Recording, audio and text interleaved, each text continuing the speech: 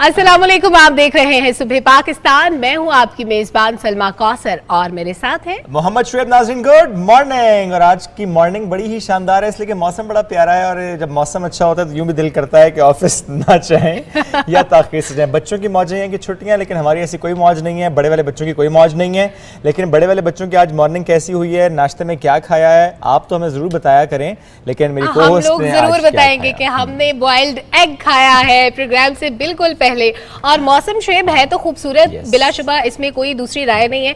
लेकिन जो इस्लामाबाद के रहने वाले हैं उनके लिए आज की सुबह जो है वो दीगर दिनों से बिल्कुल ही मुख्तलिफ थी। आज ऑफिस आते हुए जो मैंने मारगला हिल्स पे बादल उतरते हुए देखे, जिसको हम कहते हैं ना घनघोर घटाएं और ठंडी हवाएं, आज हमने वो देखी हैं। तो ये जो मौसम है ना, इसको आपने भी जरूर एंजॉय करना है। घरों से बाहर निकले, मौसम को एंजॉय करें।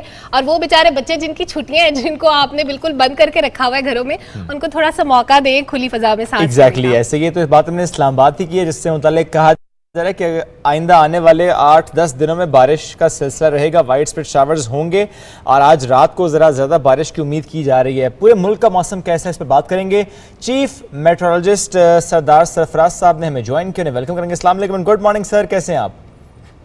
वालेकुम अस्सलाम, बहुत शुक्रिया जी, अल्लाह का शुक्र। अगर सर आपको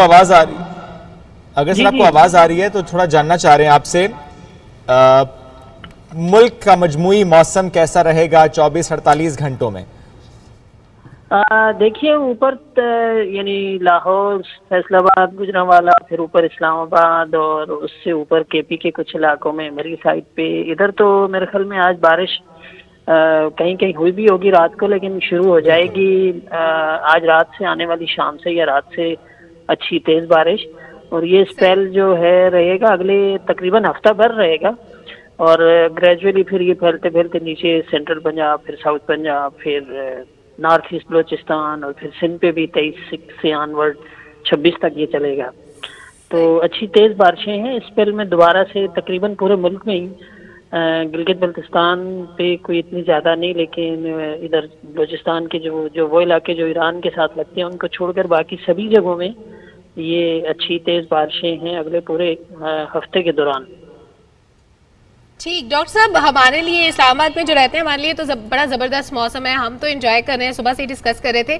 लेकिन कराची वालों के लिए क्या न्यूज़ है? उनके लिए ये जो आने वाले 10-15 दिन है ये कैसे रहेंगे? वहाँ पर कोई पानी जमा होने का खतरा तो नहीं होगा? वहाँ पे भी लोगों को अपने लिए इकदाम कर लेने चाहिए या कोई खतरा नहीं है अभी?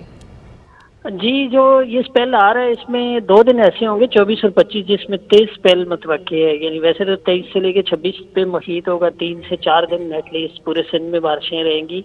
और कराची, हैदराबाद और बदीन, ठट्ठा, इन जो लोअर सिंध के जो डिस्ट्रिक्ट हैं इसमें ज़्यादा तेज स्पेल मतवक्की है।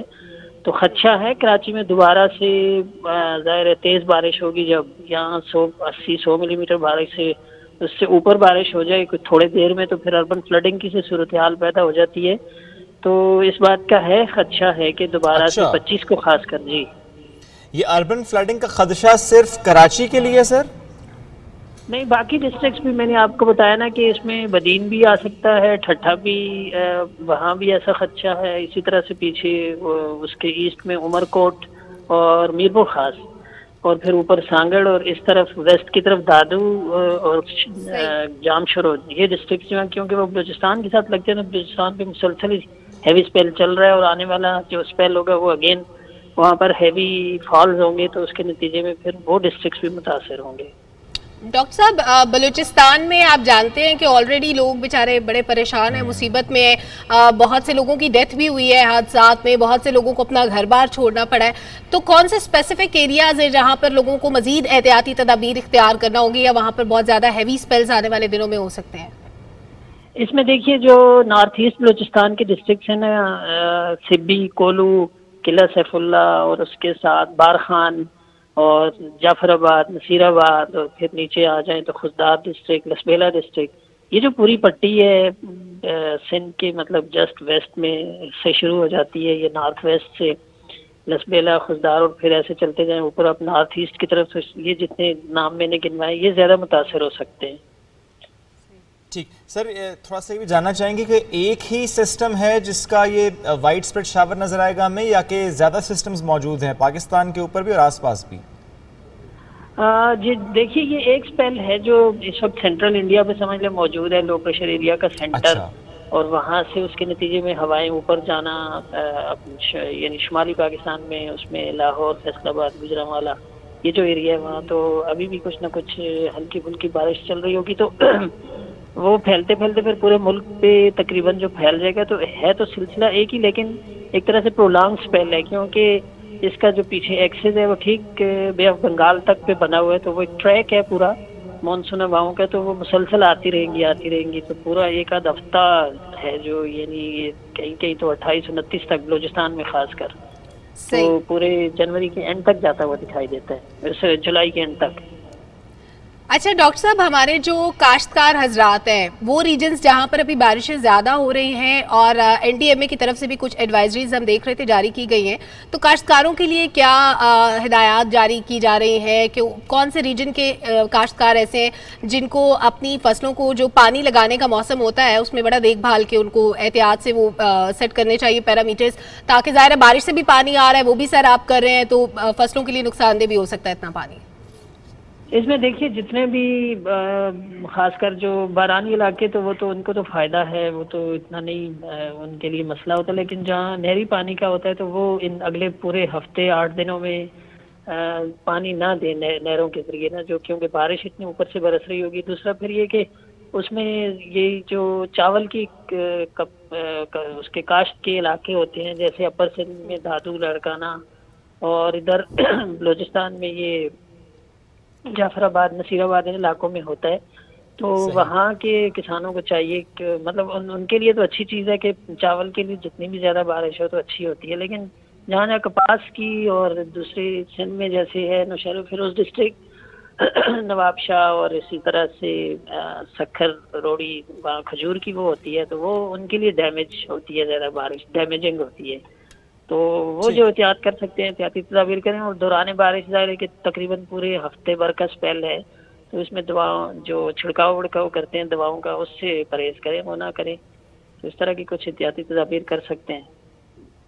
ठीक है सरदार सरफराज साहब, बहुत शुक्रिया, साथ मौजूद थे आप और मौसम की सूरत हाल से मुतालिक हमसे गुफ्तगू कर रहे थे। जो बात हम मौसम की कर रहे हैं सिर्फ पाकिस्तान की बात नहीं करेंगे, हम दीगर खित्तों की बात भी करते हैं और ग्लोबल वार्मिंग के जो इम्पैक्ट्स हैं उसका जिक्र भी करते हैं। बरतानिया आपको लेकर चलते हैं, लंदन की बात करते हैं। लंदन का एक ऐसा इलाका जहाँ पर इस वक्त कहा यह जा रहा है कि वो इलाका शदीद गर्मी की लपेट में, और शायद यही वजह है कि वहाँ पर एक आग भड़कने का वाक़या भी पेश आया।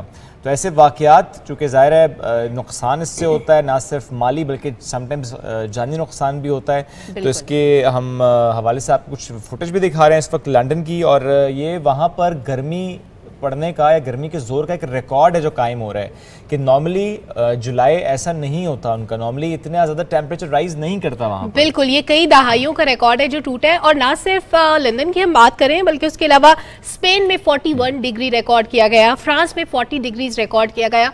तो ये यूरोप के लिए ये गर्म तरीन मौसम है, और वहाँ पर तो शुएब हम देखते थे गुज़श्ता कुछ सालों में घरों में पंखे भी नहीं होते थे, बड़ा अच्छा मौसम होता था, मतलब उनके लिए गर्मी यही होती थी कि उनको स्वेटर्स नहीं पहनने पड़ते थे, है ना। और लेकिन अभी उनको ज़ाहिर एसी भी लगाने पड़ते हैं, और उनके लिए ये गर्मी जो हमारे रीजन के लोग हैं हम तो फिर भी थोड़ी सी बर्दाश्त कर लेते हैं, उन लोगों के लिए ज़रा ज़्यादा मुश्किल हो जाती है। तो ग्लोबल वार्मिंग की हम क्योंकि डेली बात करते हैं, इसमें हमारा अपना हिस्सा बहुत ज़्यादा होता है, हमारी अपनी गलतियों कोताहियों की वजह से। और ये जो बड़े बड़े जंगलात में आग लगती है, जैसे लंदन के बारे में शुएब आपने बताया, इस तरह इस्लामाबाद में, पाकिस्तान भर में हमने इस तरह के वाक़यात देखे। कुछ अर्सा पहले जो बलूचिस्तान के जंगलात में आग लगी थी वो इतने बड़े रकबे पे लगी थी कि हमें ईरान से हेल्प लेनी पड़ी। ईरान ने हमें बड़ा सपोर्ट किया उस आग को बुझाने के लिए, और हमारा बहुत बड़ा माली नुकसान हुआ था। तो इसी तरह दूसरी कंट्रीज़ में भी ज़ाहिर है जब जंगल जलते हैं, ज़रूरी नहीं कि वो अगर चिलगोज़े के जंगलात हों तभी ज़्यादा नुकसान होगा, बल्कि आपके एनवायरनमेंट के लिए भी नुकसानदेह है। दरख्तों का इतनी बड़ी तादाद में जल जाना या उनका इवन कट जाना भी उतना ही नुकसानदेह है, और हम अपने लिए मौत का सामान पैदा कर रहे होते हैं जब हम इन चीज़ों को नुकसान पहुंचाते हैं। कोई ना कोई तो है जिसका वो दरख्त आशियाना था, लेकिन जब वो दरख्त चला गया तो आशियाना छिन गया। बढ़ते हैं आगे और बात हम करेंगे अब एक सेगमेंट की जो कि होता है सचस्तान। और आज सच के पाकिस्तान में खबर हमारे पास ये है कि अगर कोई आपके पास यार ये कहे कि भैया बिजली का बिल तो आएगा ज़्यादा क्योंकि हुकूमत बिजली बम गिराने जा रही है, या कोई आपसे आए कहे कि अब बिजली के नर्ख इसलिए ज़्यादा आएंगे चूँकि बिजली की प्राइस बढ़ा दी गई है, तो ये सरासर झूठ है, बेबुनियाद है, प्रोपेगेंडा है। ऐसी किसी खबर पर आपने ध्यान नहीं धरना, सिर्फ और सिर्फ देखना है सुबह पाकिस्तान, ताकि आपके साथ हम सच और हकाइक का पाकिस्तान जो है वो साथ लेकर आएँ कि बता सकें कि नेचुरल सिचुएशन क्या है।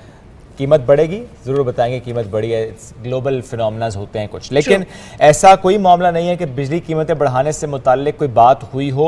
वज़ीर इत्तलात व नशियात मरियम औरंगज़ेब साहिबा ने इन तमाम खबरों की तरदीद की है, बेबुनियाद का इन खबरों को कहा है कि मन घड़त खबरों को शेयर करने से गुरेज करें। अच्छा, इसमें मीडिया की रिस्पॉन्सिबिलिटी भी है। I am talking about all the private channels कि प्लीज़ आप खबर की तस्दीक किया करें। ये एक ट्रेंड चल पड़ा है कि सोशल मीडिया पे कोई भी खबर आई आपने उठा ली और आपने शेयर कर ली, कोई तहकीक नहीं की, किसी से पूछा नहीं, कंसर्न मिनिस्टर से नहीं पूछा और चला दी वो खबर। इससे एनार्की, इससे पैनिक क्रिएट होता है। Please don't do that. Already ज़ाहिर मसाइल हैं, यानी when it comes to inflation, बेरोज़गारी की हम बात करते हैं, लोग ज़रा परेशान होते हैं। ऐसे में परेशानी कम करने की बात किया करें, बढ़ाने की नहीं। बिल्कुल, और आपकी बात में मैं एक हदीस का मफहूम ऐड कर दूं, जिसका मतलब ये है कि जब भी तुम्हारे पास कोई खबर लेकर आए तो खूब तहकीक कर लिया करो। तो जैसे शुएब ने कहा कि फेक न्यूज़ का एक ट्रेंड है कि कोई भी खबर कहाँ से जनरेट हुई, उसको आगे आप किस तरह से पहुंचा रहे हैं, इस बारे में कोई बात नहीं करता। आपने जस्ट एक वीडियो डाउनलोड की या आपने कोई भी ट्वीट देखा किसी का, पास ऑन कर दिया बगैर तहकीक के, तस्दीक के, उससे अनारकी फैलती है, उससे लड़ाइयाँ झगड़े होते हैं। बल्कि इवन आप अपने घर के सिस्टम में भी देखें तो इसी तरह से फसाद होते हैं। जब आप किसी बात को बगैर तस्दीक के आगे पहुंचा देते हैं तो तहकीक करना बहुत जरूरी है। आपने बिल्कुल भी किसी की बातों में नहीं आना। और जैसे शुएब ने कहा कि सुबह पाकिस्तान देखेंगे तो आपको सारी सच्ची सच्ची बातें पता लगेंगी जो हम बताते हैं। हम टिप्स भी देते हैं ना आपको साथ साथ। टिप ऑफ द डे ये है, ये हम पहले भी दे चुके हैं, दोबारा इसलिए दे रहे हैं क्योंकि बहुत से लोगों को अभी तक नहीं पता। अगर आप चाहते हैं कि आपका बिल कम आए तो आपने इस्तेमाल कम करना है। ये मैं लाइटर नोट पे बात नहीं कर रहा, आपने इस्तेमाल इस तरह कम करना है। शाम 7 बजे से लेकर रात 11 बजे तक कोशिश करें कि आपने हैवी अप्लायंसेस यूज नहीं करने, एसीज इस्तेमाल ना कीजिए। इस्त्री बहुत ज्यादा बिजली खाती है तो आपने इस्त्री उस वक्त नहीं करनी, सुबह के वक्त करें, दोपहर के वक्त करें, कोई मसला नहीं है, लेकिन 7 से लेकर 11 बजे तक आपके बिल की बैक साइड पे हर मौसम के एतबार से, हर मंथ के एतबार से ये स्लॉट मेंशन होता है कि इन स्लॉट्स में अगर आप बिजली ज़्यादा इस्तेमाल करेंगे उसका रेट डिफरेंट चार्ज होगा, आई मीन ज़्यादा यूनिट्स गिरेंगे। तो अपने बिजली के इस्तेमाल को आपने इस तरह से स्मार्टली कम करना है, ताकि ज़ाहिर है आप गर्मी आपने एसी चलाने भी हैं, ज़रूर चलाएं, लेकिन 7 से 11 बजे एहतियात करें तो आपका बिल कम आएगा। और एक और अच्छा इकदाम जिसका हम पहले भी कई बार जिक्र कर चुके हैं कि ग्रीन पाकिस्तान के लिए आप जनाब सोलर पैनल्स लगा सकते हैं, बिजली भी मुफ्त मिलेगी, माहौल भी अच्छा रहेगा, पैसे भी नहीं देने पड़ेंगे, आपको बिल्स नहीं पे करना पड़ेगा, पैसे वापस भी आएंगे, वापस भी मीटर लगवाएंगे। यस यस यस, ये आप जरूर कंट्रीब्यूट करें। अगर आपको पैसे भी चाहिए, आप गवर्नमेंट को थोड़ी सी बिजली भी देना चाहते हैं ताकि आपके बाकी साथियों के, आपके मुल्क के शहरियों के काम आ सके, तो ये आप जरूर करें। अच्छा, गवर्नमेंट ने आवाम को एक रिलीफ दिया जब पेट्रोल की प्राइसेस कम हुई, तो ज़ाहिर है उसकी प्राइस भी कम हुई, लेकिन ये सिर्फ एक रिलीफ नहीं है जो गवर्नमेंट की तरफ से दिया गया। ये तो इस तरह की झूठी खबरें फैला के तो बहुत कुछ बढ़ा चढ़ा के बताने की कोशिश की जाती है, लेकिन ऐसा नहीं होता। बहुत सी आसानियां होती हैं जिनका हम जिक्र ना करें तो ये अच्छी बात नहीं है। तो जनाब, हमारे पास एक गुड न्यूज़ ये है कि जो आप लाइनों में लग जाते थे पासपोर्ट फीस जमा करवाने के लिए, अब आपको ऐसा नहीं करना पड़ेगा। अब आपकी जितनी भी गवर्नमेंट की बाकी भी जो अदायगियां हैं गवर्नमेंट के एंड से, वो आपको आसान हो जाएंगी। आप घर बैठे अपने डेबिट या क्रेडिट कार्ड से पे कर सकते हैं, आपको कहीं नहीं जाना पड़ेगा, वक्त की भी बचत होगी। कम वक्त में आप एक क्लिक पे जस्ट वो फीस या बिल पे कर सकते हैं। बिल्स तो आप पहले भी ऑनलाइन करते थे, लेकिन बहुत से टैक्सेस या बहुत सी ऐसी चीज़ें होती थी जो पहले आपको इस तरह होता था कि जाके आप लाइन में लगते थे, पे करते थे, आपको अपने ऑफिस से टाइम निकालना पड़ता था। या इवन वो खवातीन जो हाउस वाइफ्स हैं उनको भी जाना पड़ता था स्पेशली वक्त निकाल के, तो अब ऐसा बिल्कुल भी नहीं करना पड़ेगा। और आपको पता है शुएब, ये ईद से पहले से इनिशिएट किया गया था कि जैसे ही ईद खत्म होगी तो उसके साथ ही इस पे काम का आगाज कर दिया जाएगा। और अभी ईद खत्म हुई है और ये हम देख रहे हैं कि जनाब पहली गुड न्यूज़ हमारे पास आ गई है कि पासपोर्ट फीस की अदायगी अब आप एक क्लिक पे कर सकते हैं, आपको कहीं पे जाने की जरूरत नहीं। Directorate general of immigration and passport ने ये एप्लीकेशन तैयार किया और इस एप्लीकेशन की मदद से अब आप आसानी ये फीस अदा कर सकते हैं। चूंकि बड़ा दुरुस्त सलमा आपने कहा कि लंबी लंबी लाइन है, पहले अपने टोकन लेना है, फिर अपने फीस जमा करानी है, फिर आपका एक पूरा लंबा प्रोसेस है जिसमें पिक्चर भी होगी, कवायद दर्ज होंगे, फिर आपका पासपोर्ट, उसके बाद पासपोर्ट का मिलना, तो ये लॉन्ग क्यूज खत्म नहीं, बिकॉज ये पूरा फिर एक दिन ज़ाया हो जाता है आपका। तो अब अगर चंद लम्हात में काम हो पाएगा तो बाकी टाइम आप कहीं क्वालिटी का स्पेंड कर पाएंगे। तो ये बड़े अच्छे स्टेप्स लिए जा रहे हैं और इसमें बिल्कुल ये होना चाहिए कि जिस तरह हम तरक्की याफ्ता ममालिक में देखते हैं कि छोटे से छोटे काम के लिए भी स्लॉट मिलता है। आप एप्लीकेशन के जरिए, वेब के जरिए स्लॉट बुक कराते हैं, स्लॉट पर जाते हैं, आपका काम हो जाता है। यानी अगर हम ATC की बात करें, जिसने बहुत साल पहले ये काम किया था कि अगर आपने अटेस्टेशन करानी है किसी डॉक्यूमेंट की, तो आप ऑनलाइन स्लॉट बुक कराते हैं, आप उस वक्त जाते हैं, आपके डॉक्यूमेंट्स अटेस्ट हो जाते हैं। तो ऐसे हर इदारे में स्टेप्स लिए जाने चाहिए। तो ये बड़ा अच्छा इनिशिएटिव है जो कि लिया गया for the passport thing, no more for the passport. तो जनाब, ये तो अच्छा काम हुआ है। एक और बात भी हम कर लेते हैं, और वो है वफाकी वज़ीर सेहत अब्दुल कादिर पटेल साहब की जानिब से, जो कि US की एडमिनिस्ट्रेटर समांथा के साथ उनकी जो वर्चुअल मीटिंग हुई है, उससे मुताल्लिक खबर यह है कि US एड की जानिब से कोविड के खिलाफ पाकिस्तान के इक़दाम की तारीफ़ की गई है। जो स्ट्रेटजी पाकिस्तान ने अपनाई, जिस तरह हमने कोविड को कंटेन किया, कंट्रोल किया, इसके फैलाव को स्लो डाउन किया, ज़रा ख़त्म उस तरह से नहीं हो सकता, पूरी दुनिया में है। हम स्लो डाउन कर सकते हैं, और स्लो डाउन करने के लिए ना सिर्फ हिफाजती इक़दाम ज़रूरी हैं, SOPs ज़रूरी हैं, एट द सेम टाइम हमने कल भी ये बात की थी, आपकी वैक्सीनेशन एंड बूस्टर डोज बहुत इंपॉर्टेंट हैं। तो हम फिर कहेंगे कि जो थोड़े बहुत भी लोग रह गए हैं, please go and get yourself vaccinated, क्योंकि एक शख्स भी अगर है जिसने वैक्सीनेशन नहीं कराई, तो वो जो वीकेस्ट लिंक है ना, वो बताएगा कि हमारी चेन कितनी मजबूत है। Be that barrier, be that barrier. आप कोविड के फैलाव में बैरियर बन के दिखाएं, और आप बूस्टर डोज भी जरूर लगवाएं अगर आप वैक्सीनेटेड भी हैं। और जैसे भी शुएब आपने भी बताया कि सिर्फ पाकिस्तान में नहीं, पूरी दुनिया में कोविड की जो पहली 5 वेव्स थी, वो तो बहुत ही सख्त थी, और पाकिस्तान ने जितना स्मार्टली उसको हैंडल किया, हमारा पड़ोसी मुल्क भारत भी नहीं कर सका।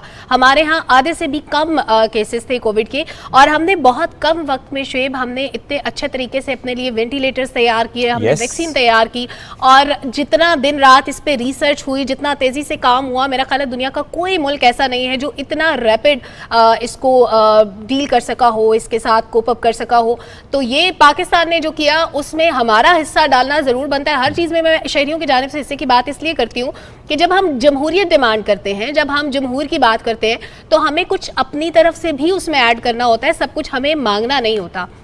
अपने हिस्से का फ़र्ज़ ज़रूर अदा करें, जो आपके एंड से करने के काम है वो ज़रूर करें, ताकि दूसरों के लिए भी आसानियां पैदा हों, और इसी तरह से हमारी जो स्मार्ट स्ट्रेटजीज़ हैं वो आगे बढ़ती रहें। और जिस तरह बाकी मुल्कों को माशी चैलेंजेस का सामना करना पड़ा, हमारे लिए चैलेंजेस उतने ज़्यादा बुरे नहीं थे ड्यूरिंग कोविड में बात कर रही हूँ, क्योंकि जो हमें जो फाइनेंशियल डैमेज था उसको हमने बड़ा जल्दी रिकवर कर लिया, क्योंकि हमने स्मार्ट लॉकडाउन की स्ट्रैटेजी अपनाई। और स्मार्ट लॉकडाउन में ये हुआ कि हमें हर चीज़ करनी पड़ी, हमें इंडस्ट्रीज को टोटल बंद नहीं करना पड़ा, हमने उसको भी पार्शली ओपन रखा। हमें जहां पे केसेस नजर आते थे उस एरिया को जस्ट बंद करते थे। उसके अलावा हमने शहरियों की वैक्सीनेशन पे बड़ा ध्यान दिया। जिस तरह पोलियो की वैक्सीनेशन होती थी ना घर घर जाके, उसी तरह से हमने उसी स्ट्रेटजी के थ्रू हर घर में जाके लोगों को वैक्सीनेट किया, लोगों के लिए आसानियां पैदा की कि वो अपने करीबी किसी भी सेंटर से वैक्सीन लगवाएं। तो अब 5 से 11 साल की उम्र के जो बच्चे हैं उनके लिए वैक्सीन पे काम हो रहा है। तो ये इनिशिएटिव जो है ये हमें बचाएगा आइंदा मुश्किल इंशाल्लाह। लेकिन इससे पहले जो हमने बात पासपोर्ट की थी, थोड़ी सी बात उस पर मजीद भी करते हैं।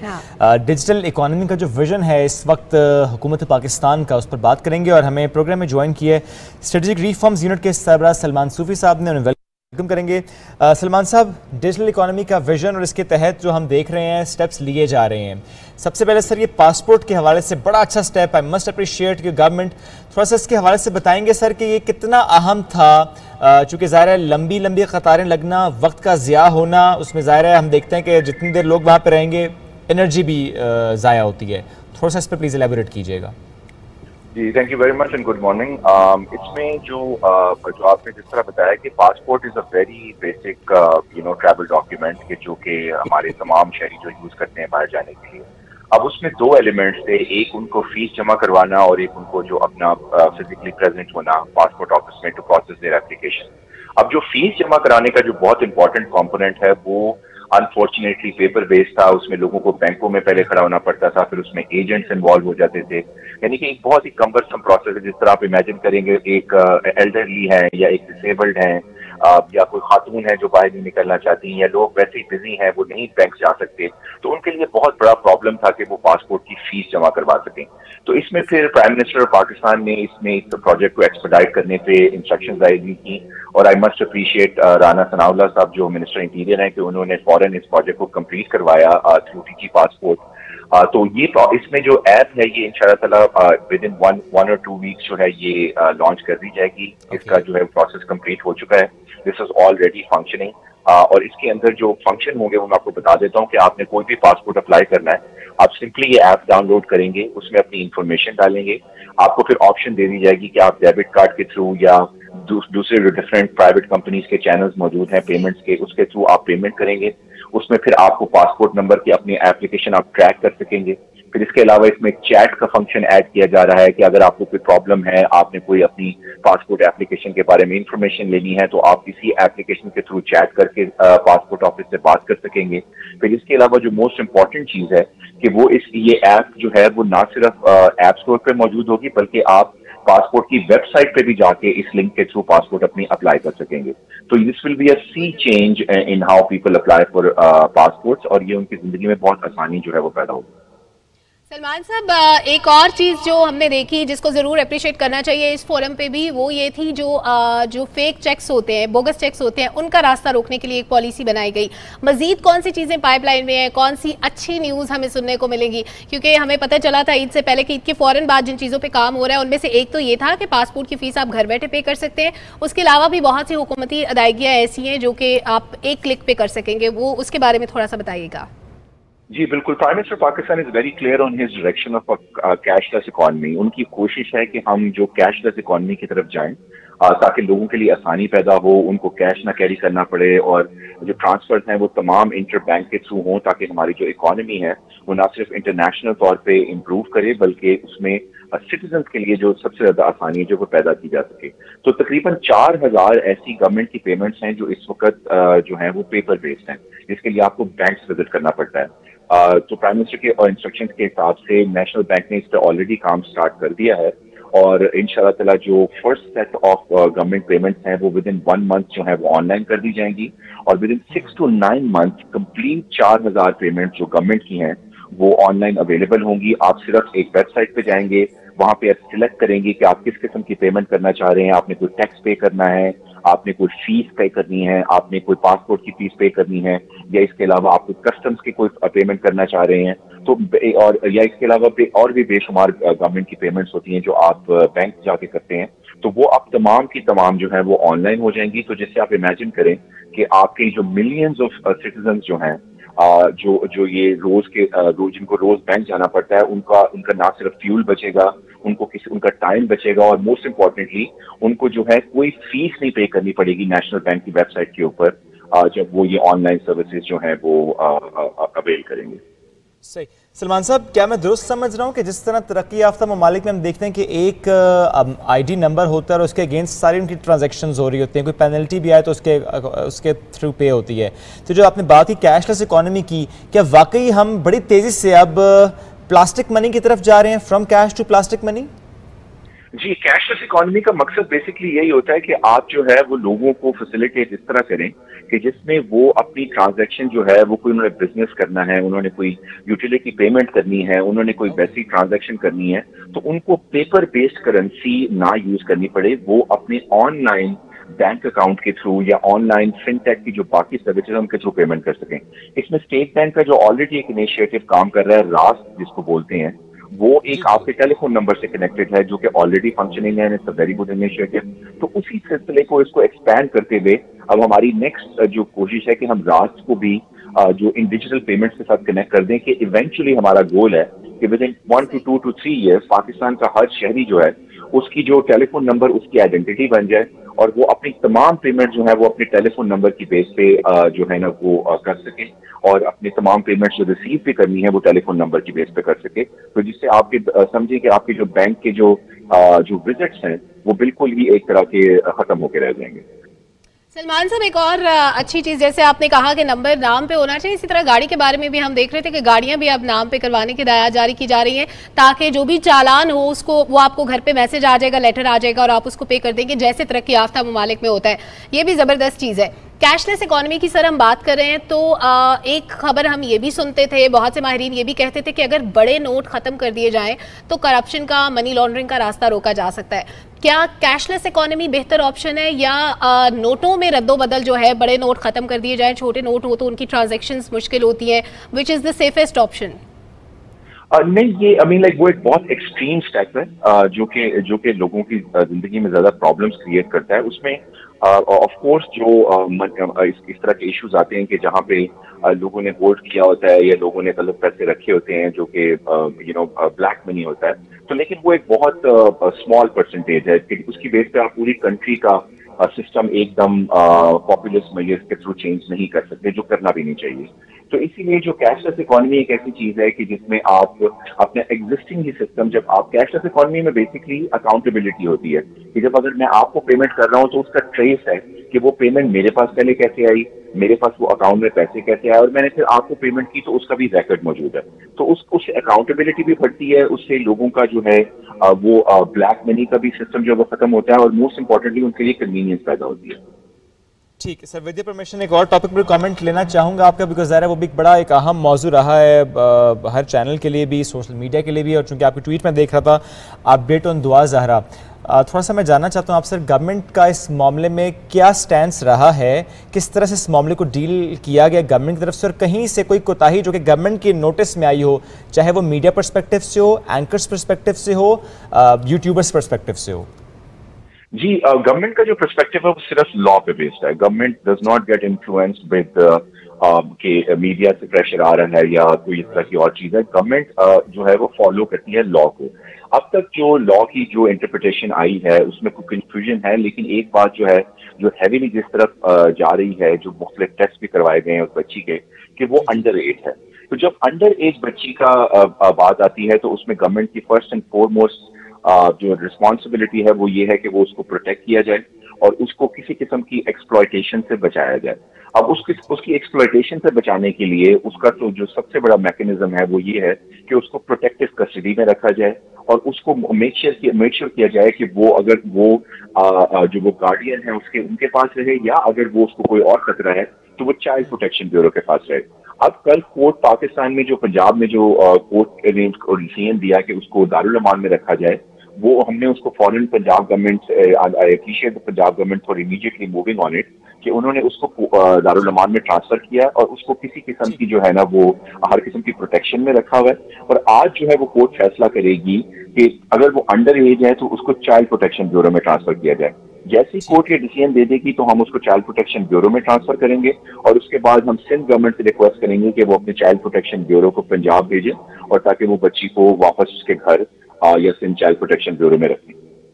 बिल्कुल ठीक है। सलमान सूफी साहब बहुत शुक्रिया, साथ मौजूद थे आप और आप बल्कि दीगर खबरों से मुतालिक भी हमसे गुफ्तगू कर रहे थे। नाजरीन बढ़ते हैं आगे, कुछ और मामलात हैं जिक्र उसका करते हैं, माजी में लेकर चलते हैं और 20 जुलाई 1969 की बात करते हैं, जिसके बाद मैं ये समझता हूँ कि दो हिस्सों में दुनिया तकसीम हुई। एक हिस्सा वो था जो कि ज़रा बड़ा था, जो वाकई जिसने माना यकीन किया कि इंसान ने चांद पर कदम रख दिया, और एक कहते नहीं हमें कहीं गए हैं और कदम रख के वापस आ गए हैं।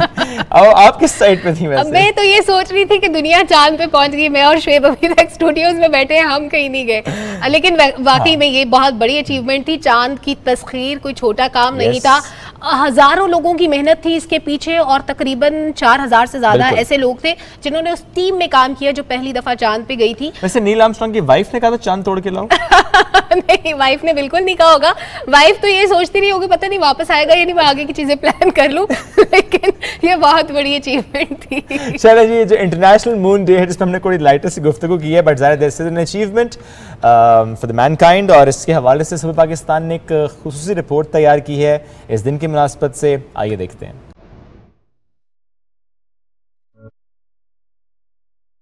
अक़वाम-ए-मुत्तहिदा की जनरल असम्बली ने गुज़िश्ता साल दिसंबर में हर साल 20 जुलाई को चांद के आलमी दिन के तौर पर मनाने का ऐलान किया। ये दिन चांद पर इंसान की पहली लैंडिंग की सालगिरह के मौका पर मनाया जाता है। हजारों साल से इंसान चांद की असलियत पर गौर करते हुए आसमान की तरफ देखता आ रहा है। वक्त गुजरता गया और चांद की खलाई सरगर्मियों की पैदाइश के साथ लातादाद मिशन की खत्मी मंजिल बन गया। चांद तक इंसान की रसाई का ये आलमी जश्न न सिर्फ माजी की कामयाबियों की याद दहानी है, बल्कि मुस्तकबिल की कोशिशों की कामयाबी की भी उम्मीद है। 20 जुलाई 1969 को दो अमरीकी खलाबाजों नील आर्मस्ट्रांग और बज अल्ड्रिन ने पहली बार चांद को तस्खीर किया। चांद की तलाश का आगाज उस वक्त हुआ जब सोवियत यूनियन की जानिब से लॉन्च किए जाने वाले खलाई जहाज लूना 2 ने 14 सितंबर 1959 को चांद की तरफ पहली बार उड़ान भरी। गुज़िश्ता 62 साल में रूस, यूरोप, जापान और चीन समेत मुतादिद ममालिक चांद पर पहुंचने की कोशिश कर चुके हैं। चांद का बैनुल-अक़वामी दिन अवाम को चांद और खला के हवाले से आगाही फराहम करने की एक कोशिश है, जिसे इस साल पहली बार आलमी सतह पर मनाया जा रहा है। जनाब, चांद की तस्खीर, आपने रिपोर्ट देखी कि किस तरह से इंसान चांद पे पहुंचा और आज चांद पर घर बसाने की बातें भी की जा रही हैं। कुछ लोग प्लॉट भी खरीद चुके हैं। बिल्कुल, और आने वाले सालों में हम देखेंगे कि मैं और शेब भी वहां पे प्लॉट ले रहे होंगे। मेन बुलेवार्ड पे कमर्शियल प्रॉपर्टी होगी हमारी वहां पे, जबरदस्त किस्म की, और हम लोग वहां से सोचे मॉर्निंग शो कर रहे होंगे तो कितना अच्छा लगेगा। सुबह पाकिस्तान चांद से डायरेक्ट लाइव होगा।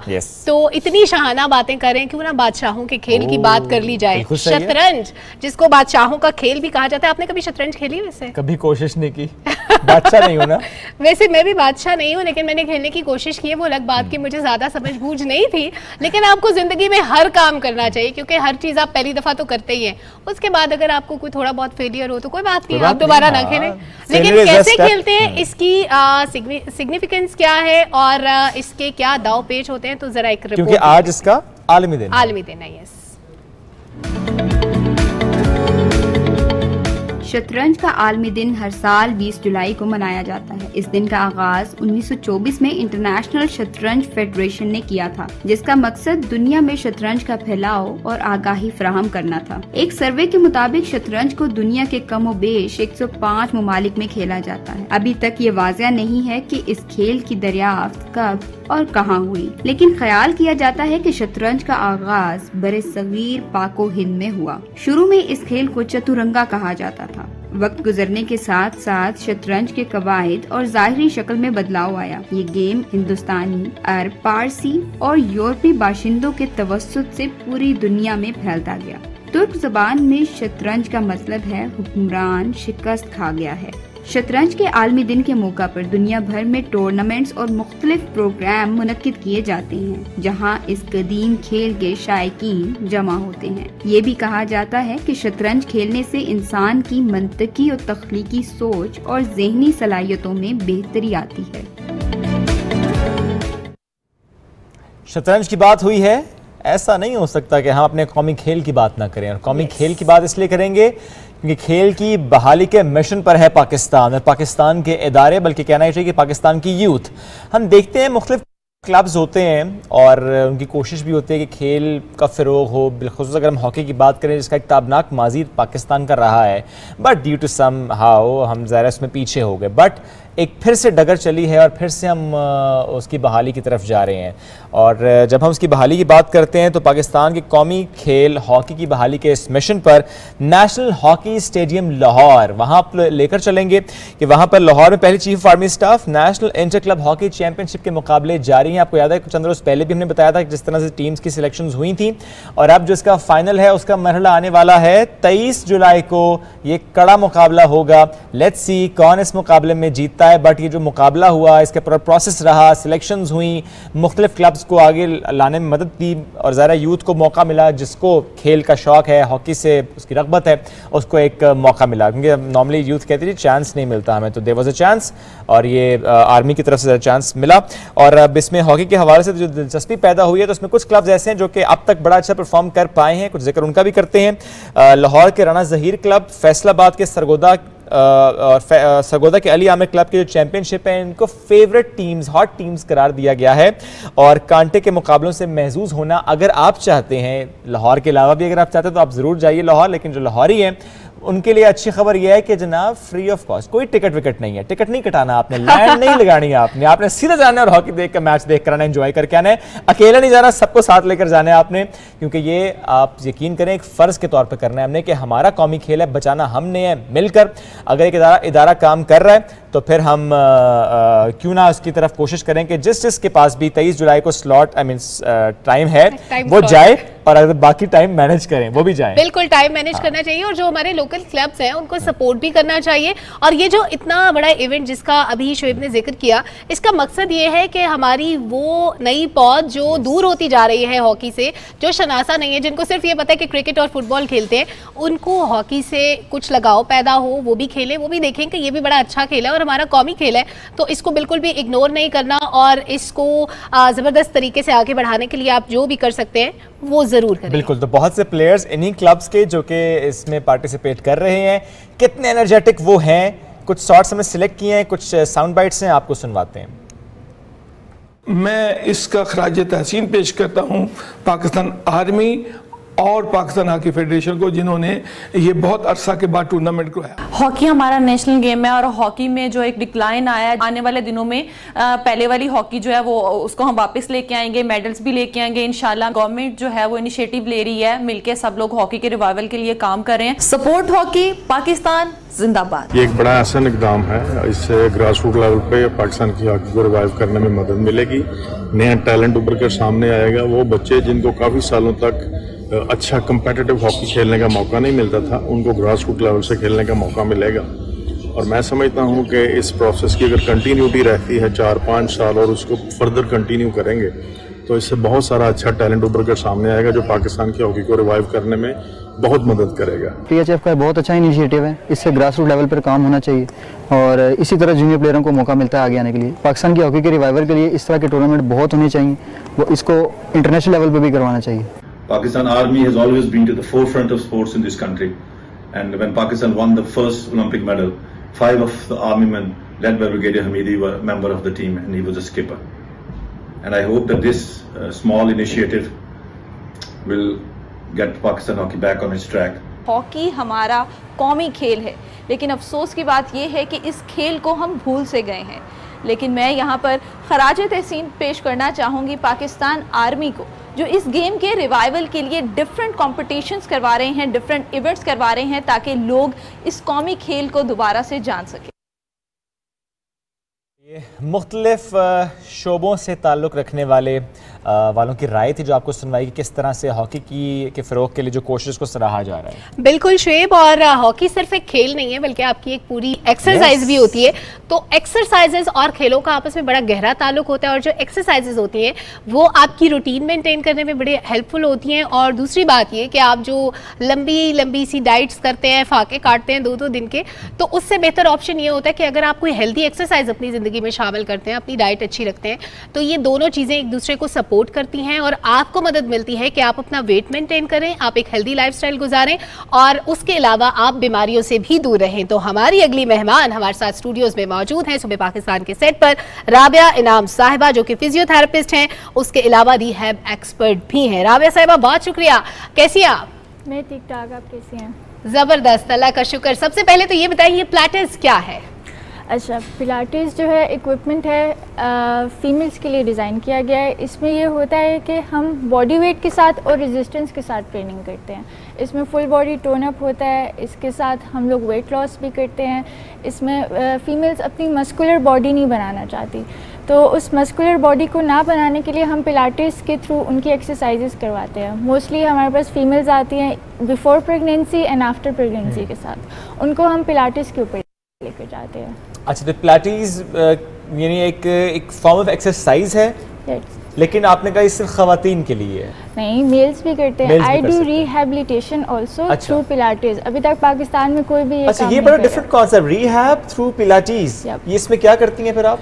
हमारे पास जैसे कोई स्पाइन का आपने लोगों ने सुना होगा, लो बैक पेन का, हम उसकी रिहैब कराते हैं पिलाटेस के ऊपर। हॉस्पिटल्स में रिहैब क्या होती है, वो तो पेन मैनेज करते हैं, आपको टेंस लगा देते हैं, मशीन्स लगाते हैं, फिर हॉट पैक लगाते हैं। उसके बाद आपके मसल्स की रिहैब जो होती है वो एक एडवांस स्टेज होती है, वो हम पिलाटेस के ऊपर कराते हैं, जो अभी तक कोई भी नहीं करा। अच्छा, एक चीज़ मैं अपनी क्लैरिटी के लिए पूछना चाहती हूँ कि जो पिलाटेस है क्या ये थ्रू मशीन परफॉर्म किया जाता है, जिस तरह आपने कहा कुछ डिटेल्स लगाई जाती है, और उसके बाद एक्सरसाइजेस के थ्रू आपके जो मसल्स होते हैं उनको रिहैब किया जाता है? यप, पिलाटेस में हमारे पास डिफरेंट इक्विपमेंट्स हैं, मतलब उसके नाम मैं अगर बताऊं तो आप लोग थोड़े कंफ्यूज हो जाओगे। हम तो पिलाटेस पे कंफ्यूज हैं। आप नामों पे ना जाएं, आसान करें। उसके हर इक्विपमेंट इस तरह के है कि आप हर इक्विपमेंट में फुल बॉडी वर्कआउट कर सकते हैं। अच्छा, एक इक्विपमेंट फुल बॉडी वर्कआउट, और स्पाइन के अलावा यानी जिस्म का कोई और हिस्सा जिसमें कोई मसला हो तो? Shoulder, arm, back, legs, everything. और अगर कोई ये चाहे कि मैं मशीन खरीदूं और घर पे इसको परफॉर्म कर सके तो ये किस तरह से होगा? ये मशीन खरीदने के लिए आपको चाइना जाना पड़ेगा और क्या हमें सारी उम्र की कमाई लगानी पड़ेगी? क्या ये इतनी महंगी होती है? It's very expensive. इसके तो रिजल्ट्स बहुत अच्छे हैं। ये पिलाटे का जो कॉन्सेप्ट है ये अब ज्यादा मकबूल हो रहा है इस्लामाबाद में या फॉर दैट मैटर पाकिस्तान में? अभी हम लोगों ने अवेयरनेस स्टार्ट की है IET एक्टिव के नाम से। हम लोग अवेयरनेस स्टार्ट कर रहे हैं। हम लोग पिलाटेस का जो है कॉन्सेप्ट अभी लोगों में इतना नहीं है, अभी स्टार्ट हुआ है। अच्छा। अगर हम देखें तो बाहर के मुल्क में बहुत ज़्यादा कॉन्सेप्ट है इस चीज़ का, बहुत।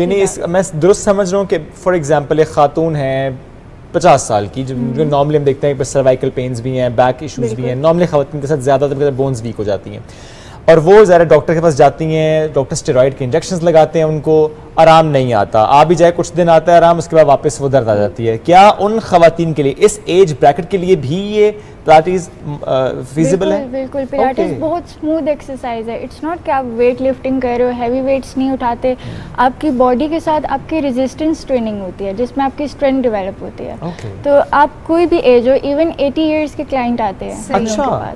अच्छा, किसी भी एज में परफॉर्म कर सकते हैं, लेकिन एक और चीज़ जो मेरे लिए थोड़ी सी कंफ्यूजिंग है वो ये कि क्या इसका मकसद सिर्फ मसल्स को रिहैब करना है या ये आपके जो बॉडी फिटनेस के लिए हम करते हैं, या हम कहते हैं कि हमारा वेट लूज होना चाहिए, इस पर्पज़ के लिए भी हम एक्सरसाइज करते हैं, तो क्या ये उन पर्पज़ के लिए भी हम कर सकते हैं? ये दोनों पर्पज़ के लिए यूज होता है। डिपेंड करता है आपका क्लाइंट का गोल क्या है। हम सबसे पहले उसका गोल पूछेंगे। इफ़ ही वांट्स के बॉडी वेट लॉस करना है, बॉडी टोन अप करना है, तो उसके जो गोल्स है उस हिसाब से उसका वर्कआउट प्लान डिजाइन करते हैं। और ड्यूरेशन भी वेरी करता है फिर उसके गोल्स के हिसाब से। बिल्कुल ऐसे ही है। इन एक क्लाइंट का गोल और एक गोल क्लाइंट दोनों के लिए चलेगा। बिल्कुल ऐसे ही है। ठीक हो गया। आप थोड़ा सा बताएं कि जैसे मैंने पहले भी कहा कि कोई इशू है किसी खातून के साथ या फॉर दैट मैटर चले किसी भी जेंडर के साथ कोई भी इशू है और वो जाते हैं या आपके पास आते हैं कि हमें पिलाटेस के जरिए ट्रीटमेंट कराना है, जैसे सलमान का सेशंस की कितने सेशंस नॉर्मली आपको लगता है कि अच्छा that depends on the severity of the issue, but normally अच्छा इतने सेशंस के बाद आपको एक सिग्निफिकेंट चेंज नज़र आता है? कंसिस्टेंट रहना ज़रूरी होता है। After I guess 3 weeks 3 weeks आपको प्रॉपर एक रिजल्ट शो होता है। कभी कभार तो ऐसा होता है कि 1 वीक में आपको रिजल्ट। डेली सेशंस होते हैं इसके? Depends on the client. हम लोग ऐसे भी करते हैं, 5 डेज भी करते हैं, 3 डेज भी करते हैं, क्योंकि पिलाटेस थोड़ा एक्सपेंसिव है तो हर कोई इतना अफोर्ड नहीं करता। क्योंकि ये इसलिए भी एक्सपेंसिव है कि ज़रा आप बिल्कुल ये एक थेरेपी की तरह है और ये एक स्पेसिफिक टाइम में सिर्फ एक पेशेंट में कह लेता हूँ या क्लाइंट कह लेता हूँ उसको दी जाएगी। ये ऐसे नहीं है कि जुम्बा क्लास है और वो सारे शुरू हो जाए। एक वक्त पे एक ही क्लाइंट आप डील करते हो, सारी अटेंशन आप उसी को देते हो। बिल्कुल ठीक है। अब तक कितने ऐसे पेशेंट्स या क्लाइंट्स हैं जो आपके पास आए और पिलाटेस के जरिए उनके जो भी इश्यूज थे वो सॉर्ट आउट हुए? I don't remember the number, लेकिन काफी हैं, बहुत ज्यादा हैं। आगे तो खानदान वाले ही होंगे कि देखिए हाँ उससे बंदे को कोई ना कोई मसला होता है, वो आपको आते हैं कि फ्री कर दो। नहीं, खानदान वालों को हम इतना नहीं कर रहे होते, हम उनको कहते हैं कि आप घर में कर ले एक्सरसाइजेस। ओके, सीखना भी आसान है खुद से करना चाहें अगर तो?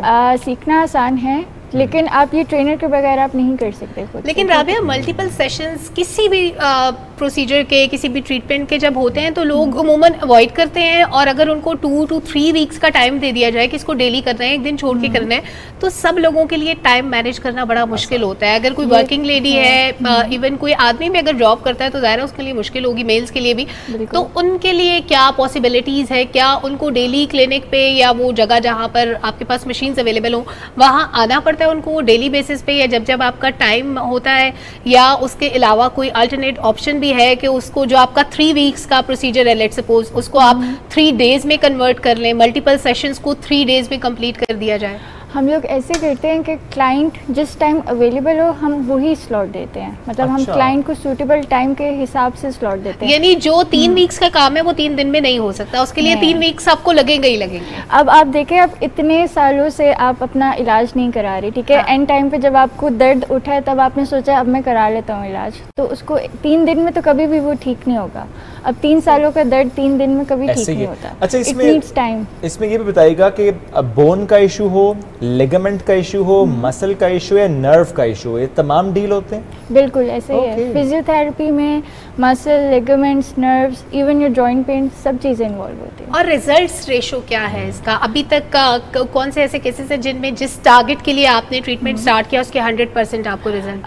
हमारे पास एक क्लाइंट था, उसके नी का लिगामेंट इंजर्ड था, तो उसको डॉक्टर ने सर्जरी की तरफ रेफर किया था, तो हमने उसको सर्जरी से प्रिवेंट किया था। हमने उसको इस तरह किया था कि उसको सर्जरी की तरफ ना जाना पड़े और वो कर ले। तो ठीक हो गया? बिल्कुल। या आपने कुछ एक्सरसाइज के जरिए उसको स्ट्रेंथ इतनी दे दी कि वो जो लिगामेंट अगर डैमेज था भी उसके साथ वो कंटिन्यू कर सकता है? देखिए, लिगामेंट डैमेज होता है उसको एक बहुत ज्यादा टाइम लगता है, बहुत टाइम लगता है। Exactly, that is the reason surgery recommended है। पार्शली डैमेज था, नॉट कंप्लीट टियर था, तो हमने उसके मसल्स में इतनी स्ट्रेंथ डेवलप की थी कि उसको सर्जरी की तरफ ना जाना पड़े। अच्छा राबिया, इसके साथ कोई मेडिकेशन भी रिक्वायर्ड होती है, कोई दवाइयाँ भी खानी पड़ती है साथ साथ? इन सम केसेस अगर आप ड्राई नीडलिंग का प्रोसीजर करो तो उसमें हम एंटी इन्फ्लेमेटरी देते हैं, मसल रिलैक्सेंट देते हैं। That's it, ये और ये वैसे आपकी डोमेन होती है कि आप लोग देंगे या वो डॉक्टर से आप प्रिस्क्राइब कराते हैं? नहीं, वो हम दे सकते हैं। एज ए फिजियोथेरेपिस्ट आप दे सकते हैं, जाहिर है। और ओवर द काउंटर ड्रग्स हैं ये, जाहिर है। हाँ, ये तो हर कोई ले रहे होते वैसे ही ले रहे होते। अच्छा, कुछ बस ये अच्छी बात है, वैसे ही ले रही होती है। नहीं, जिससे पूछो हर कोई कहते हैं मैं मसल रिलैक्सेंट खा के आया हूं। कुछ ऐसी हेल्थ कंडीशंस होती हैं जिनमें ये एक्सरसाइजेज या ये जो मशीन्स है इनका यूज रिकमेंडेड नहीं होता? लेट्स सपोज अगर किसी के मसल्स बहुत वीक हैं, किसी की बोन्स वीक हैं, कोई किडनी डिजीज से सफर कर रहा है, किसी को लिवर डैमेज हो चुका है किसी का, क्या ऐसे लोग भी कर सकते हैं? ऐसे लोग कर सकते हैं, लेकिन हमने उनका फिर साथ में प्रोटोकॉल चेंज कर देते हैं। हमने उनको सुपरविजन में रख के उनकी हर चीज़, मतलब अगर आप उनका हार्ट रेट उनकी सुपरविजन में रख के, उनका ब्लड प्रेशर सुपरविजन में रख के उनको एक्सरसाइजेस करवाते हैं। प्लस इसमें जो है डाइट बहुत ज़्यादा मैटर करती है। अगर आपका क्लाइंट डाइट नहीं कर रहा, ठीक है, बगैर नाश्ते के आ रहा है, तो ऑब्वियसली उससे नहीं होगा। यानी अगर कोई हार्ट पेशेंट है तो वो भी कर सकता है, बट अंडर सुपरविजन। खुद से डाइट वो यूज करनी है जो आप लोग रिकमेंड करेंगे, और अगर खुद से वो नॉर्मल जो डेली वो रोटी खाते हैं, फ्रूट्स खाते हैं, उसके साथ ये नहीं चल सकता। रिजल्ट्स नहीं आएंगे। डाइट प्लान हम लोग जर्नल डाइट प्लान गाइड करते हैं। हाँ, खानी रोटी ही है, लेकिन वो बताएंगे कि आपने किस वक्त कितनी रोटी खानी है। अच्छा, वो कुछ डॉक्टर ऐसे होते हैं जो जिनके सामने आप जाके बैठते हैं ना, आप अपना मसला बताते हैं, वो कहते हैं जी ठीक है। अच्छा, वो अगली बात भी पूछेंगे, आपको अगली बात पूछनी पड़ेगी। तो मैं सोच रही थी कि आधी बीमारी तो बातों से ठीक हो जाती है, लेकिन राबिया इतना मुख्तसर जवाब देती है कि मेरे और शोएब के सवालात ही खत्म नहीं हो रहे। But thank you very much Rabia, आपने बड़ी जबरदस्त चीजें हमें बताई, और एक नई बात जो हमें पता चली कि हम अपने व्यूअर्स को भी जरूर बताएंगे कि आप लोग भी पिलाटेस शुरू करें। एग्जैक्टली, लेकिन आपने अंडर सुपरविजन ये करना है। कोई अगर मसला है किसी खातून को, मर्द हो किसी को भी, कोई भी लिगामेंट का, बोन का, मसल का, नर्व का, इवन नर्व कंप्रेशंस भी होती हैं, तो आप ये ट्राई ज़रूर करके देखें। शिफा की बात है, भी तरीके से शिफा आपको मिल सकती है, तो आप जरूर ट्राई कीजिए। ये सेहत की बात हो रही है, सेहत की बात हो रही है, जाहिर है।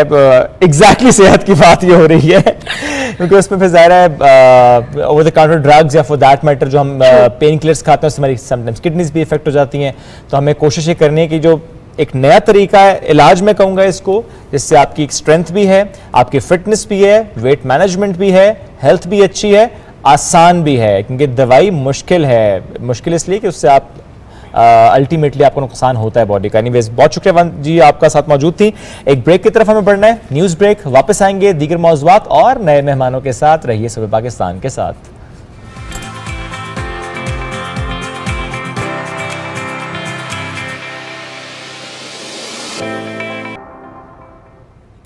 Welcome back after the break. कौन कहता है पाकिस्तान में महंगाई है? जरा जाकर देखिए कौन की जहां पर लगी है सेल, वहां पर कैसे खवातीन टूट पड़ी हैं और वो खवातीन मर्दों की जेबें खाली कर रही हैं, यानी शौहर हजरात की, वालिद की, भाई की जेबें खाली कर रही हैं। छोटे छोटे से दुख, हाँ, छोटे छोटे दुख नहीं है ये, 15-15, 20-20 हज़ार वाले दुख होते हैं ये। चले ये एक झटके में, महीने में एक आध झटका तो लगना ही चाहिए। नहीं, ये छोटा दुख है, बिल्कुल ठीक है। महीने में एक आध टीका तो भाभी लगना चाहिए। बिल्कुल ठीक है जी, लेकिन ज़ाहिर है हम जब बात कर रहे हैं कि क्या मामला है कि लॉन पर इतना ज़्यादा फोकस हमेशा से रहा है। Whenever there is a summer season तो ख़वातीन की कोशिश होती है कि यार ज़्यादा से ज़्यादा लॉन के ड्रेसेस हों, और अभी वो मामला नहीं रहा कि यार सादा सा ड्रेस नहीं, उसमें उन्हें स्टाइल भी चाहिए, उन्हें ट्रेंड भी चाहिए, उन्हें कट भी चाहिए, उन्हें डिफरेंट फैब्रिक भी चाहिए, अच्छा कोई लेस हो, कोई प्रिंट्स हो। और ऐसे आपको याद है चंद हफ्तों पहले समरीन रब्बानी साहबा साथ मौजूद थी और हमने बात की थी कि उनकी जो नई कलेक्शन आने वाली थी दैट वाज अबाउट लॉन, और उसमें डिजिटल प्रिंट्स, जिसकी एग्जीबिशन उनकी लाहौर में माशाल्लाह बड़ी कामयाब रही। और उसको देखने के बाद उन विजुअल्स को मैंने कहा कि कोई महंगाई नहीं है, ख़वातीन वैसी शॉपिंग कर रही हैं। तो आज फिर से समरीन साहिबा हमारे साथ मौजूद हैं, उनसे हम बात करेंगे कि आधा समर गुजर गया, नया प्लान क्या है। न्यू एग्जीबिशन तो हो गया अल्हम्दुलिल्लाह कामयाब, थोड़े से कमेंट्स उस पर भी, लेकिन उसके बाद आने वाले दिनों में क्या पाइपलाइन में है उनके प्रोजेक्ट्स, बिकॉज उन्होंने इंट्रोड्यूस कराया था ये digital prints on the lawn. अस्सलाम वालेकुम समरीन साहिबा, कैसी हैं आप? अस्सलाम वालेकुम, कैसे हैं शुएब? अल्हम्दुलिल्लाह तो ठीक हो। ये हर बार आप चुन के ड्रेस पहन के आती है ना। बहुत शुक्रिया, आप पसंद करते हैं, आपके प्यार का शुक्रिया। सबसे पहले तो आपको हज की बहुत बहुत मुबारकबाद और दुआ याद रखें। अच्छा, अब आप बात कर रहे थे मेरे प्रोजेक्ट्स की, तो जो लास्ट जिस पे आपने अभी बात की, जो कि एग्जीबिशन मेरी रही लाहौर में, तो जो लाहौर वाली एग्जीबिशन थी इट वाज एक्सीलेंट। ओके, हाँ, वो लेके गई सब बिक गया। हाँ, अल्हम्दुलिल्लाह लाहौर में, एक तो इस्लामाबाद से लाहौर में जाके एक नया एक्सपीरियंस था मेरे लिए। लाहौरीज तो आपको पता है वैसे ही खुले दिल के कपड़ों पर भी उतना ही स्पेंड करते हैं, और माशाल्लाह से, और वो बड़ा अच्छा बायर है लाहौर का। एक तो लाहौरी वैसे भी आपको पता है ना, वो लाहौर को कहते हैं ना फैशन का जिंदा दिलाने लाहौर। तो ये बात मैंने वहाँ जाके एक्सपीरियंस की। मैं खुद भी लाहौर से ही हूँ, लेकिन अब तो इस्लामाबाद जाहिर है तो इस्लामाबाद में बिल्कुल। अच्छा, ये जो आपकी जो लास्ट एग्जीबिशन थी जिसका भी शुएब ने जिक्र किया, जितनी बातें शुएब ने इंट्रो में कह दी, मैं सोच रही थी कि भाभी ने बहुत कुछ सिखा दिया है, शुएब को सब पता है, लेसेस, डिफरेंट फैब्रिक, ये वो। अब मुझे ये बताइए, शुएब की मजबूरी है ना, शो ने सिखाया है, शो ने सिखाया है, और कुछ बंदे को पर्सनल एक्सपीरियंस से भी चीजें पता लग ही जाती है। एक शादी में एक्सपीरियंस आ जाता है, एक शॉपिंग करना सारा एक्सपीरियंस आ जाता है। तो लाहौर का बहुत अच्छा एक्सपीरियंस रहा। लाहौरी बड़ा अच्छा बायर है, मार्केट बड़ी है। बायर से अच्छा बायर क्या मतलब? वो डिस्काउंट से नहीं, डिस्काउंट देखें, डिस्काउंट तो ये तो आपके क्लाइंट का एक राइट होता है ना, उन्होंने डिस्काउंट लेना होता है, तो हमने उसमें एक मार्जिन रखना होता है ना कि आप इतना डिस्काउंट हम उनको दे सकते हैं, मैक्सिमम आप कितना दे सकते हैं। लेकिन उसमें ये है कि लाहौरी ये है कि लाहौर में जब मैं गई तो वो लोग शॉपिंग की, यहाँ पे एग्जीबिशंस मोस्टली मैंने शुएब देखी थी कि एग्जीबिशंस यहाँ पर हो रही होती हैं, लेकिन लोग एग्जीबिशंस पे जाके थोड़ा पसंद करके विंडो शॉपिंग ज़्यादा यहाँ पर चल रही होती है, जो कि मुझे वहाँ पर एक डिफरेंट एक्सपीरियंस लगा। विंडो साथ लेकर, हाँ, वो विंडो साथ लेके शॉपिंग।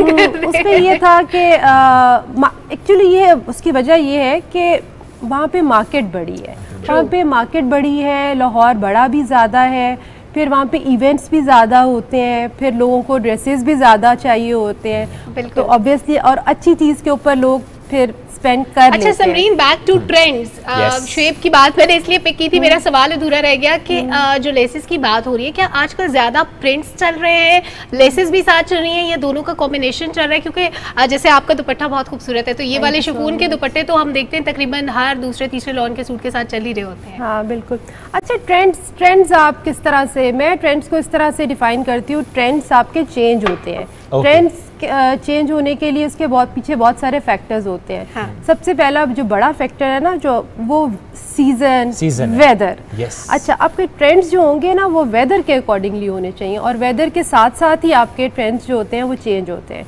तो अब जिस तरह समर था, समर के जो ट्रेंड्स थे, आप विंटर के सारे ट्रेंड्स समर के ऊपर अप्लाई, समर के आउटफिट पे अप्लाई नहीं कर सकते हैं, क्योंकि वो समर्स में आपको वही ट्रेंड्स इंट्रोड्यूस करवाने होते हैं डिज़ाइनर्स ने, जो कि समर वेदर को माइंड में रख के हम एक ड्रेस डिज़ाइन करते हैं। तो समर में जो मेरी थी प्रिंट्स, जिस तरह आप बात कर रही हैं, तो डिजिटल प्रिंट मैंने इंट्रोड्यूस करवाया, डिजिटल प्रिंटिंग लॉन, क्योंकि अब वही वाली बात कि अब उस तरह से पैचेस और उस तरह की चीज़ों से लोग बोर हो चुके थे, तो लोगों को एक डिफरेंट चीज़ चाहिए थी। और प्रिंट्स अब सॉलिड्स के साथ ना प्रिंट्स एकदम से दोबारा से फिर मार्केट में अब आ गए, अब बहुत, और वो बहुत एक्सक्लूसिव प्रिंट्स जब होते हैं तो वो कुछ कम, मतलब हर एक ने वो नहीं पहना होता है, कुछ लोगों ने पहना होता है, तो उनको पर ख़वातीन चाहती भी ये है ना कि जो उन्होंने पहना वो किसी और ने ना पहना हो। बिल्कुल एग्जैक्टली। तो समझिए आप जो एक ड्रेस बनाती हैं आप उसकी कितनी कॉपीज बनाती हैं? मैं कॉपीज नहीं बनाती। नहीं मैं कॉपीज नहीं, मतलब वो एक ड्रेस में डिफरेंट कलर्स तो होते होंगे ना जी। आर्टिकल्स होते हैं ना, लाइक ये मेरी समर कलेक्शन थी, उसमें 6 से 7 आर्टिकल्स थे।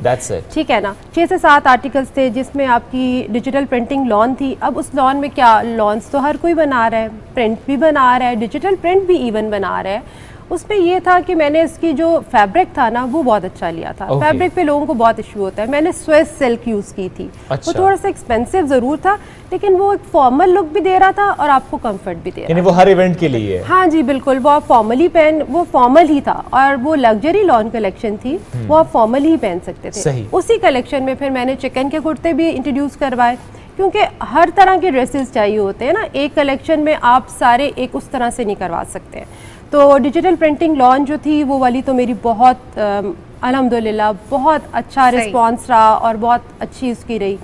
तो ये था समझ का। अच्छा, चिकन का ट्रेंड कभी भी मैंने गर्मियों में आउट होते नहीं देखा, अभी भी आपने पहना हुआ है और हर सीजन में इसकी खास ज्यादा उसमें वेरिएशन आ जाती है लेकिन रहता जरूर है। हाँ, चिकनकारी में यही है ना कि जब ज्यादा गर्मी में आप वो अगर लॉन करते हैं तो थोड़ा सा वेदर, अब जिस तरह से अब आपकी बारिशें और इस किस्म का वेदर है आपका, तो चिकन आपकी फिर भी एक फॉर्मल लुक तो देती है और उसको आप वेरिएशन के साथ आप बनाएं तो आपका एक ट्रेंडी कुर्ता बन ही जाता है, एक ट्रेंडी आउटफिट बन ही जाता है। उसमें आपका chicken is not for wedding. हाँ, शिफॉन के ऊपर जो आपकी चिकनकारी होती है, जो मेरी फॉर्मल कलेक्शन है, वो आप फिर उसमें यूज कर सकते हैं। कॉटन वाली तो फिर नहीं उसके साथ नहीं। अच्छा समरीन, अभी आपको क्या लग रहा है, कुछ ऐसा स्टाइल जो कि 10 साल या 5 साल पहले आपको लगे कि अच्छा ये कट ना दोबारा से वापस भी आया है और लोग पसंद भी कर रहे हैं? बिल्कुल बिल्कुल शोएब, यही कुछ हो रहा है। अब जो पुरानी चीजें हैं वो चीजें वापस आ रही हैं।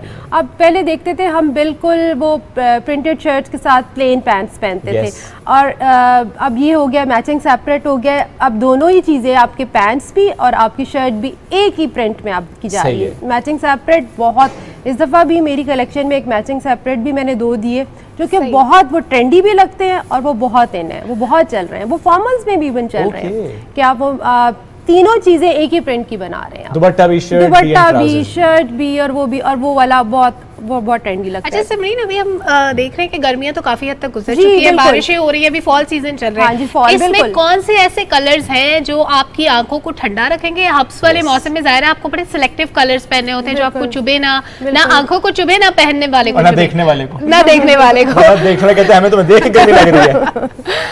असल में अब ये समर सीजन तो ऑफ हो ही रहा है। हाँ। समर्स पे तो हमने वही वाली बात है, न्यूड्स पे, न्यूड कलर्स पे काम किया था। न्यूड के साथ हॉट पिंक तो हॉट फेवरेट रहा था ना समर सीजन का।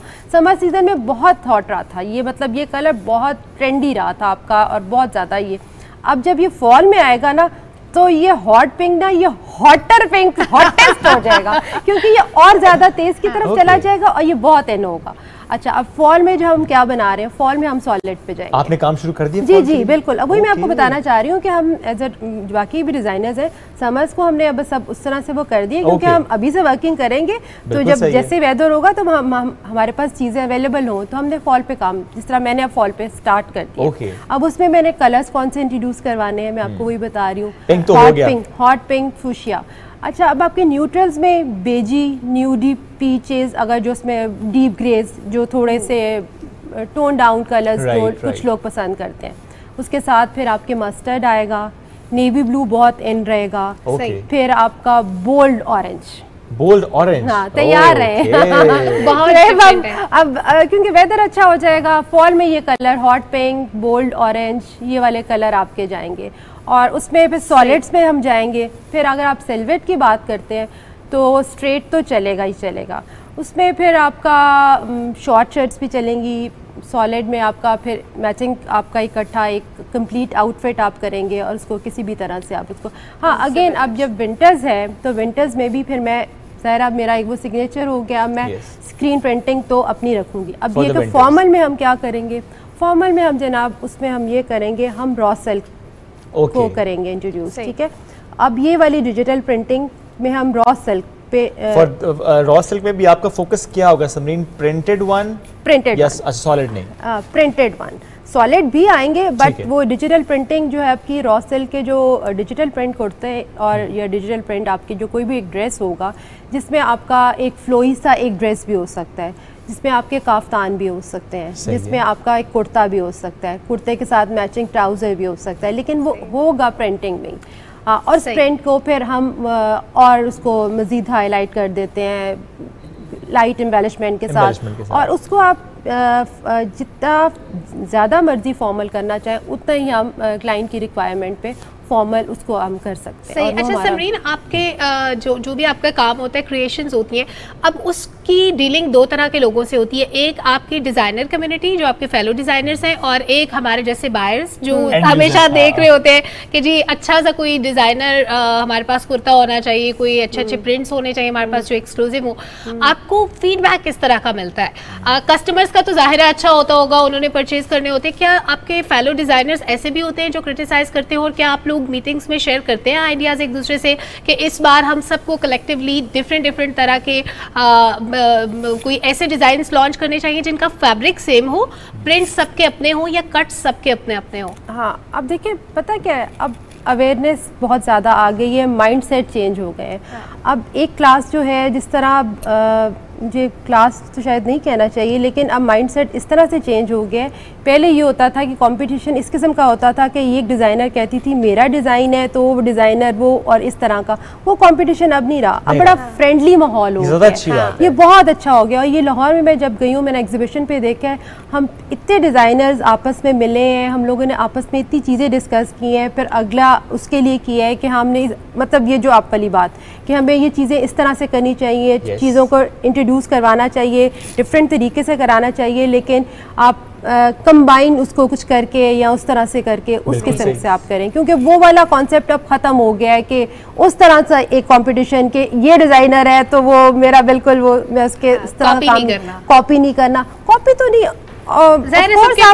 नहीं करते, लेकिन अब आइडियाज़ ज़रूर शेयर करते हैं। और अब जो डिज़ाइनर्स हैं, जिस तरह मेरे फ्रेंड्स में डिज़ाइनर्स हैं या वो, हम लोग तो बहुत शेयर करते हैं, डिस्कस करते हैं, फिर एक दूसरे से उसकी डिस्कशन होती है, फिर एक दूसरे से वो सब मीटिंग्स भी हम करते हैं। अब हम इस पे काम करते हैं, हमें ये चीज़ लेके आनी चाहिए, मार्केट में ये भी होना चाहिए, अगर आप ये लेके आ रहे हैं तो हम इस किस्म की कुछ चीज़, तो ये चीज़ें तो एक्चुअली अगर आप इस माइंडसेट के साथ काम करते हैं ना, तो आपका एक पॉजिटिव एनर्जी, आपकी पॉजिटिविटी सारी तरफ फैलती है, बरकत भी पड़ती है। अब देखिए ना, इस तरह नेगेटिविटी से आप काम करेंगे कि भाई उस डिज़ाइनर का है या मेरा डिज़ाइन है तो वो डिज़ाइनर ना पहने। अब आई थिंक थोड़ी सी कॉन्सेप्ट चेंज होते जा रहे हैं। अल्लाह करे ये कॉन्सेप्ट और हद तक चेंज हो जाए, क्यों कंपटीशन होना चाहिए बट हेल्दी कंपटीशन होना चाहिए, विद पॉजिटिव एनर्जी आपकी, विद पॉजिटिव थॉट्स और आपकी उसके इंटेंशंस। ये बहुत अच्छी बात आपने किया। समरीन, थोड़ा सा ये भी बताइएगा कि ऐसा भी होता है कि कोई आपने डिज़ाइन किया, अगर पेपर पे पहले डिज़ाइन किया आपने और आपने सोचा कि यार लग तो बहुत अच्छा रहा है, अब इसे हम फैब्रिक पे लेकर आते हैं, और वो लेकर आए तो आपने कहा नहीं तो बिल्कुल ही कुछ और ही हो गया। ऐसा होता है या नहीं? अब नहीं होता? नहीं, हो जाता है। तभी तो हम डिज़ाइन इस तरह से पहले एक सैम्पल डिज़ाइन बनाते हैं, हमारे माइंड में एक चीज़ होती है, तो वो चीज़ एट टाइम्स हम जब वो सामने आती है तो वो जो हमारे माइंड में होती है वो नहीं होती, तो तभी सैम्पल डिज़ाइंस होते हैं। फिर जब एक कलेक्शन बनाने से पहले शोएब इसके पीछे बहुत सारा काम होता है, बहुत एफर्ट होती है। उसके लिए खाली एक डिज़ाइनर नहीं होता, आपका पूरा एक थीम वर्क होता है, आपका पूरा एक माइंडसेट होता है, आपका एक मूड होता है। पता है, आपका एक अच्छा ड्रेस आपका मूड चेंज कर देता है। ठीक है, आपने कोई इतना सारे मेहनत और पैसे लगते हैं, तो मैं ये सोच रही थी कि क्या ऐसा नहीं होता कि आपने एक डिज़ाइन क्रिएट किया है, उसको अगर आप सोशल मीडिया पे अपलोड करके देखें रिस्पांस कैसा आ रहा है, लोगों को पसंद आ रहा है, नहीं उसके बाद उसको फिजिकल फॉर्म में लेके आए? नहीं, इस तरह से हम उस तरह से नहीं कर सकते। हम जाहिर आउट हो जाता है डिज़ाइन। नहीं, आउट नहीं होता। अब ये जिस तरह सोशल मीडिया का रोल तो खैर बहुत इम्पोर्टेंट रोल है सोशल मीडिया का हम डिज़ाइनर्स के उसमें, क्योंकि बहुत इजी हो गया है। एक तो अब लोगों में अवेयरनेस भी बहुत ज़्यादा होगी, चैलेंजिंग की भी बहुत है। सोशल मीडिया की वजह से ये डिज़ाइनर्स के लिए हमारे लिए चैलेंजिंग भी बहुत ज़्यादा हो गया, क्योंकि बहुत ज़्यादा उनके पास वैरायटी इतनी ज़्यादा है, इतने सारे डिज़ाइनर्स हैं, कंपटीशन बहुत बढ़ गया है। लेकिन उससे ये हो गया है कि आपका एक्सेस ईजी हो गया। अब मुझे जिस तरह ऑनलाइन लोग ऑर्डर्स करते हैं, तो ऑनलाइन अब मुझे बड़ा इजी हो गया है, और मैं अपनी कलेक्शन एक अपलोड करती हूँ और उसमें मुझे बाहर से भी जो मेरे क्लाइंट्स हैं वो अमेरिका, कनाडा, यूके एक्सेसिबल हो गए, इजी हो गया है। और आप देखें ना आपके ओवरहेड्स कितने कम हो गए हैं। ये शोएब आप ये देखें कि आपका जो ऑनलाइन आपका जो ये है, आप उसमें एक आउटलेट लेते हैं, उसमें आपकी काफ़ी सारी इन्वेस्टमेंट तो अलग है, टाइम अलग है, इसमें आपका टाइम भी बच जाता है, आसानी है। तो सोशल मीडिया का रोल तो आप बहुत क्लाइंट के लिए, और क्लाइंट के लिए तो बहुत इजी है, क्लाइंट के लिए बहुत इजी है। क्लाइंट के पास तो ऑप्शंस ही बहुत ज्यादा हैं और इजी भी हो गया है। बस क्लाइंट ने चूज क्या करना है कि उसने कोई ट्रेंडी चीज चूज करनी है जो कि बहुत डिफरेंट होगी और अफोर्डेबल भी होगी और उसे सूट भी करेगी। हाँ, मैं आपको वही बता रही हूँ ना कि आपका एक अच्छा आउटफिट आपका मूड चेंज कर देता है, और ये ट्रेंड्स तो आपको चेंज करने पड़ते हैं ना। सिर्फ एक अच्छा आउटफिट मूड चेंज नहीं करता, अच्छा गेस्ट भी मूड चेंज करता नहीं वो थैंक यू सो मच। लेकिन जब ट्रेंड्स है वो आपका जो है, आप एक ट्रेंड पे जो स्टिक नहीं होकर रह सकते। ये इट्स जस्ट लाइक ईटिंग, अगर आप एक मेन्यू सारा वक्त नहीं ना खा सकते, इसी तरह आप एक ट्रेंड को सारा वक्त फॉलो भी नहीं कर सकते। जी तो हाँ बिल्कुल, तो इसीलिए मूड चेंज के लिए आपको अपना अच्छा ड्रेस लेना पड़ेगा, इन्वेस्ट करना पड़ेगा, और हम सबके मूड भी अच्छे हो गए समरीन से गपशप करके। Samreen thank you so much, आपके शो पे आके हमेशा अच्छा लगता है, बहुत अच्छा लगता है, बहुत अच्छा शो करते हैं। आपके बुलाने का शुक्रिया, thank you for having me, thank you so much. खुश रहिए जी। अब ये तो हमने बात जरा फैशंस की भी की है, और ज़ाहिर है हमारी कोशिश ये होती है कि जो हमारे देखने वाले हैं, ख़वातीन हो, मर्द हजरात, तो हम सबको केटर करने की कोशिश करते हैं। तो आज ज़रा ये सेगमेंट बिलखसूस घर बैठे ख़वातीन के लिए था, मर्दों के लिए भी था कि भाईजान जेब हल्की करनी पड़ती है, क्योंकि नए नए ट्रेंड्स हैं और नए नए स्टाइल्स हैं, और उनके हवाले से हम देखते हैं कि फिर ज़ाहिर है और सीजन जैसे चेंज होता है शुएब, तो लोग ये चाहते हैं कि जल्दी से नई नई कलेक्शन आए। वैसे मैं तो मेरी भी नेचर ऐसी है कि मैं वेबसाइट पे जाके ना सर्च करती रहती हूँ, ढूंढती रहती हूँ कि यार कुछ तो नया आया होगा, कोई तो नई चीज़ होगी। लेकिन बहुत बार ऐसे होता है कि आउटलेट पे तो डिजाइन्स आ जाते हैं और वेबसाइट पे इतनी जल्दी अपलोड नहीं होते। और मैं अभी हमारे पास वक्त होता तो मैं जरूर इस पे बात करती, लेकिन आइंदा आने वाले प्रोग्राम्स में हम दोबारा समरीन को बुलाएंगे और दोबारा ये जरूर पूछेंगे कि जब स्टोर्स में कलेक्शन आ जाती है, वेबसाइट पे नहीं आई होती, अब कोई हमारे जैसे कस्टमर भी होते हैं भाई जिनके पास इतना टाइम नहीं होता कि वो डेली जा सके, स्टोर को विजिट कर सकें। वेबसाइट तो आपकी एक क्लिक की दूरी पे है, या सोशल मीडिया, इवन कोई भी सोशल मीडिया प्लेटफॉर्म उठा लें तो आपको एक से एक डिजाइन, मतलब 8-10 आउटलेट आप एक क्लिक पे विजिट कर सकते हैं।